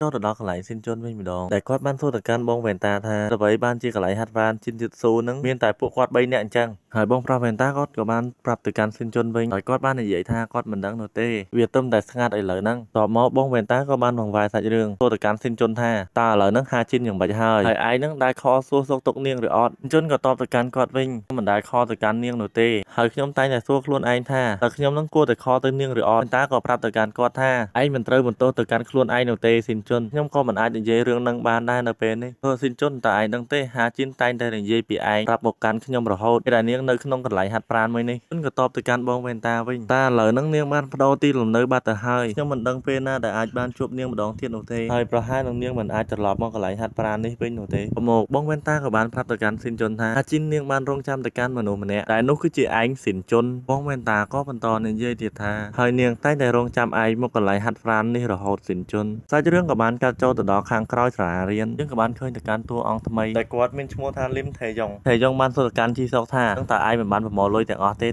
េហើយជីសុកក៏បានតបទៅកាន់លឹមថេយ៉ុងវិញមិនបានប្រមូលលុយគ្រប់ទេលោកបងថាតែមានអ្នករំខាននៅក្នុងសាលាថេយ៉ុងក៏បានសួរទៅកាន់ជីសុកថាតើពីណាគេដែលរំខានទៅកាន់ឯងសុកក៏បានតបទៅកាន់លោកបងវិញលោកបងមាននៅចាំក្មេងស្រីម្នាក់ដែលមានឈ្មោះថាហាជីនដែរទេអូតើឯងចង់និយាយអំពីក្មេងស្រីដែលចេះជីតទៀតស៊ូហ្នឹងមែនបាទនឹងឲ្យលោកបងឲ្យមិត្តប្រុសរបស់នាងក៏បានស្រកទម្ងន់ហើយវាមកកាន់ខ្ញុំអូតើវាពិតមែនឬជីសុកហើយដែលជាអ្វីដែលខ្ញុំគិតថាវានឹងអាចកើតឡើងអូហើយចុះកាលពីមុនដែលឯងទៅកន្លែងហាត់ប្រាណនោះហើយប្រហែលដងហើយនៅក្នុងមួយខែជីសុកក៏បានតបទៅកាន់លោកបងវិញតែឥឡូវហ្នឹងខ្ញុំមិនដែលបានទៅហាត់នោះទេលោកបងដោយសារតែមានការជួបជុំច្រើនតបមកលឹមថេយ៉ុងក៏បានបបួលកាន់ជីសុកដើម្បីសាកល្បងសមត្ថភាពហើយយើងបានត្រឹមតែលឺជីសុកស្រែកតែប៉ុណ្ណោះតបមកជីសុកក៏បាននិយាយទៅកាន់លឹមថេយ៉ុងឥឡូវហ្នឹងខ្ញុំចាញ់ឲ្យលោកបងសូមលោកបងកុំវាមកកាន់ខ្ញុំទៀតអីថេយ៉ុងក៏បានសួរទៅកាន់ជីសុកថាតើមិញឯងចង់និយាយអំពីអ្វីយើងស្ដាប់បញ្ចូលនោះទេហើយឯងនឹងឈប់ឈឺចាប់នៅពេលដែលខ្ញុំសប្បាយចិត្តជីសុកលឹមថេយ៉ុងគាត់ក៏បានប្រាប់ទៅកាន់ហុកខាងឆ្វេងរបស់គាត់នឹងទៅកាន់ពោះរបស់ជីសុកដែលធ្វើឲ្យជីសុកពិតជាឈឺចាប់ខ្លាំងមែនតើដោយសារតែឯងធ្វើអ្វីមិនត្រូវចិត្តរបស់យើងជីសុកឯងនឹងដឹងមានអ្វីកើតឡើងហើយឥឡូវនេះលឹមថេយ៉ុងគាត់ក៏បានប្រើទៅកាន់ហុកខាងស្ដាំរបស់គាត់នឹងពីទៅកាន់មុខរបស់ជីសុកដែលធ្វើឲ្យគាត់បានស្លាប់បាត់ទៅលឹមថេយ៉ុងក៏បានហៅទៅកាន់ជុនសុកហើយជីសុកក៏បានឆ្លើយតបទៅកាន់លឹមថេយ៉ុងវិញថាបាទលោកបងតើមានការអ្វីមែនទេលឹមថេយ៉ុងក៏បន្តនិយាយជាមួយនឹងជុនសុកថាឯងត្រូវតែប្រមូលលុយពីសាលារៀនមកឲ្យយើងហើយនាំទៅកាន់អាសម្រាមដែលបានវាយទៅកាន់ជីសុកនឹងមកជួបយើងផងសិនជាឯងធ្វើមិនបាននោះទេឯងដឹងខ្លួនឯងហើយជុនសុកបាទលោកបងខ្ញុំដឹងហើយបើសិនជាខ្ញុំធ្វើមិនបានលោកបងធ្វើអ្វីមកកាន់ខ្ញុំក៏បានដែរតបមកសាច់រឿងក៏បានកាត់ចូលទៅដល់មន្ទីរពេទ្យហើយយើងបានឃើញទៅកាន់ជើងនរណាម្នាក់ដែលម្នាក់នោះគឺជាស៊ីនជុននឹងឯងស៊ីនជុនអង្គុយលេងសុកស្រាប់តែបានឃើញនរណាម្នាក់ដែលម្នាក់នោះមិនមែនជានរណាឆ្ងាយនោះទេគឺជាហាជីននឹងឯងបន្ទាប់មកអ្នកមិញបានសួរទៅកាន់ហាជីនថាកូនមិនអីទេឬកូនអាចដើរម្នាក់ឯងបានដែរឬទេម៉ាក់នឹងនៅក្បែរនេះចាំមើលកូនហើយអ្នកមិញគាត់ក៏បានឃើញទៅកាន់ស៊ីនជុនគាត់ក៏បានហៅទៅកាន់ស៊ីនជុនហើយស៊ីនជុនគាត់ក៏បានជម្រាបសួរទៅកាន់អ្នកមិញហាអ្នកមិញយើងខានជួបគ្នាយូរហើយអ្នកមិញហើយហាជីនគាត់ក៏បានសួរទៅកាន់ស៊ីនជុនថាស៊ីនជុនមកមិនមកតើស៊ីនជុនញ៉ាំបាយអីហើយឬនៅជុនក៏បានតបទៅកាន់ហាជីនវិញបាទខ្ញុំទៅតែញ៉ាំមាន់ដុតហើយអំបញ្ញមិញហើយហាជីននាងបាននិយាយថាបើសិនជាស៊ីនជុនចង់ទៅហាងកាហ្វេមកតាមនាងឥឡូវនេះស៊ីនជុនក៏បានសួរទៅកាន់អ្នកមិញអ្វីបានជាហាជីនបបួលគាត់ទៅហាងកាហ្វេមិញក៏បានតបទៅកាន់ស៊ីនជុនថាដោយសារថ្ងៃនេះនាងបានជួបទៅកាន់ឯងនាងឈឺយ៉ាងណាក៏ជាវីរៈវរីដែរហាបន្ទាប់មកសាច់រឿងក៏បានកាត់ចូលទៅដល់ហាងកាហ្វេស៊ីនជុនក៏បានសួរទៅកាន់ហាជីនថាឥឡូវហ្នឹងហាជីនសុខសប្បាយដែរឬទេក៏បានតបទៅកាន់ស៊ីនជុនវិញខ្ញុំមិនអីទេឥឡូវហ្នឹង តែខ្ញុំឆ្ងល់រឿងមួយហេតុអ្វីបានជាលោកនៅទីនេះហើយលោកព្រមទាំងហៅទៅកាន់ខ្ញុំមុនទៀតព្រោះតើវាប្លែកមែនទេហាហាទីនជន់ក៏បន្តនិយាយទៀតឥឡូវហ្នឹងខ្ញុំពិតជារវល់ខ្លាំងណាស់ក្នុងកន្លែងហាត់ប្រាណជន់ជីស៊ូដែលនាងធ្លាប់ទៅពីមុនហើយពួកគេពិតជានឹកទៅកាន់នាងជាខ្លាំងហាជីនក៏បានតបទៅកាន់ស៊ីនជុនវិញដោយហើយដោយសារតែវីតាមីនរបស់ពួកគេមិននៅទីនោះស៊ីនជុនក៏បានសួរទៅកាន់ហាជីនថានាងនឹងមករៀនវិញដែរឬទេនាងក៏បានតបទៅវិញទេខ្ញុំមិនអាចទៅរៀនវិញបានទេតែខ្ញុំពិតជាស្ដាយទៅកាន់បន្ទុករបស់ខ្ញុំជាខ្លាំងស៊ីនជុនក៏បានតបទៅកាន់នាងវិញថាហាហាវាពិតជាអស់សម្ដេចខ្លាំងមែនតើហាជីនតើនាងចង់និយាយពីកំ pl អ្វីហ្នឹងបន្ទុករបស់នាងគឺលេខ23ហ្នឹងមែនជីនក៏បានប្រកែកទៅកាន់ស៊ីនជុនវិញទោះបីនាងជាប់លេខ23ក៏ល្អជាងស៊ីនជុនដែរលោកជ្រូកកធាត់ស៊ីនជុនក៏បានសើចហើយតបទៅកាន់ហាជីនវិញថាទទួលស្គាល់ថាខ្ញុំចាញ់នាងប៉ុន្តែនាងមិនត្រូវហៅខ្ញុំជ្រូកកធាត់នោះទេឥឡូវនេះហាជីននាងក៏បានអៀនរួចក៏បាននិយាយថាអ្វីខ្ញុំមិនអាចហៅលោកជ្រូកកធាត់បានស៊ីនជុនហើយសាច់រឿងរបស់យើងក៏បានបញ្ចប់ត្រឹមហ្នឹងអ្នកនរគ្នាខ្ញុំពិតជាអរគុណទៅកាន់អ្នកនរគ្នាខ្លាំងមែនទែនដែលបានសួរទៅកាន់សុខទុក្ខរបស់ខ្ញុំ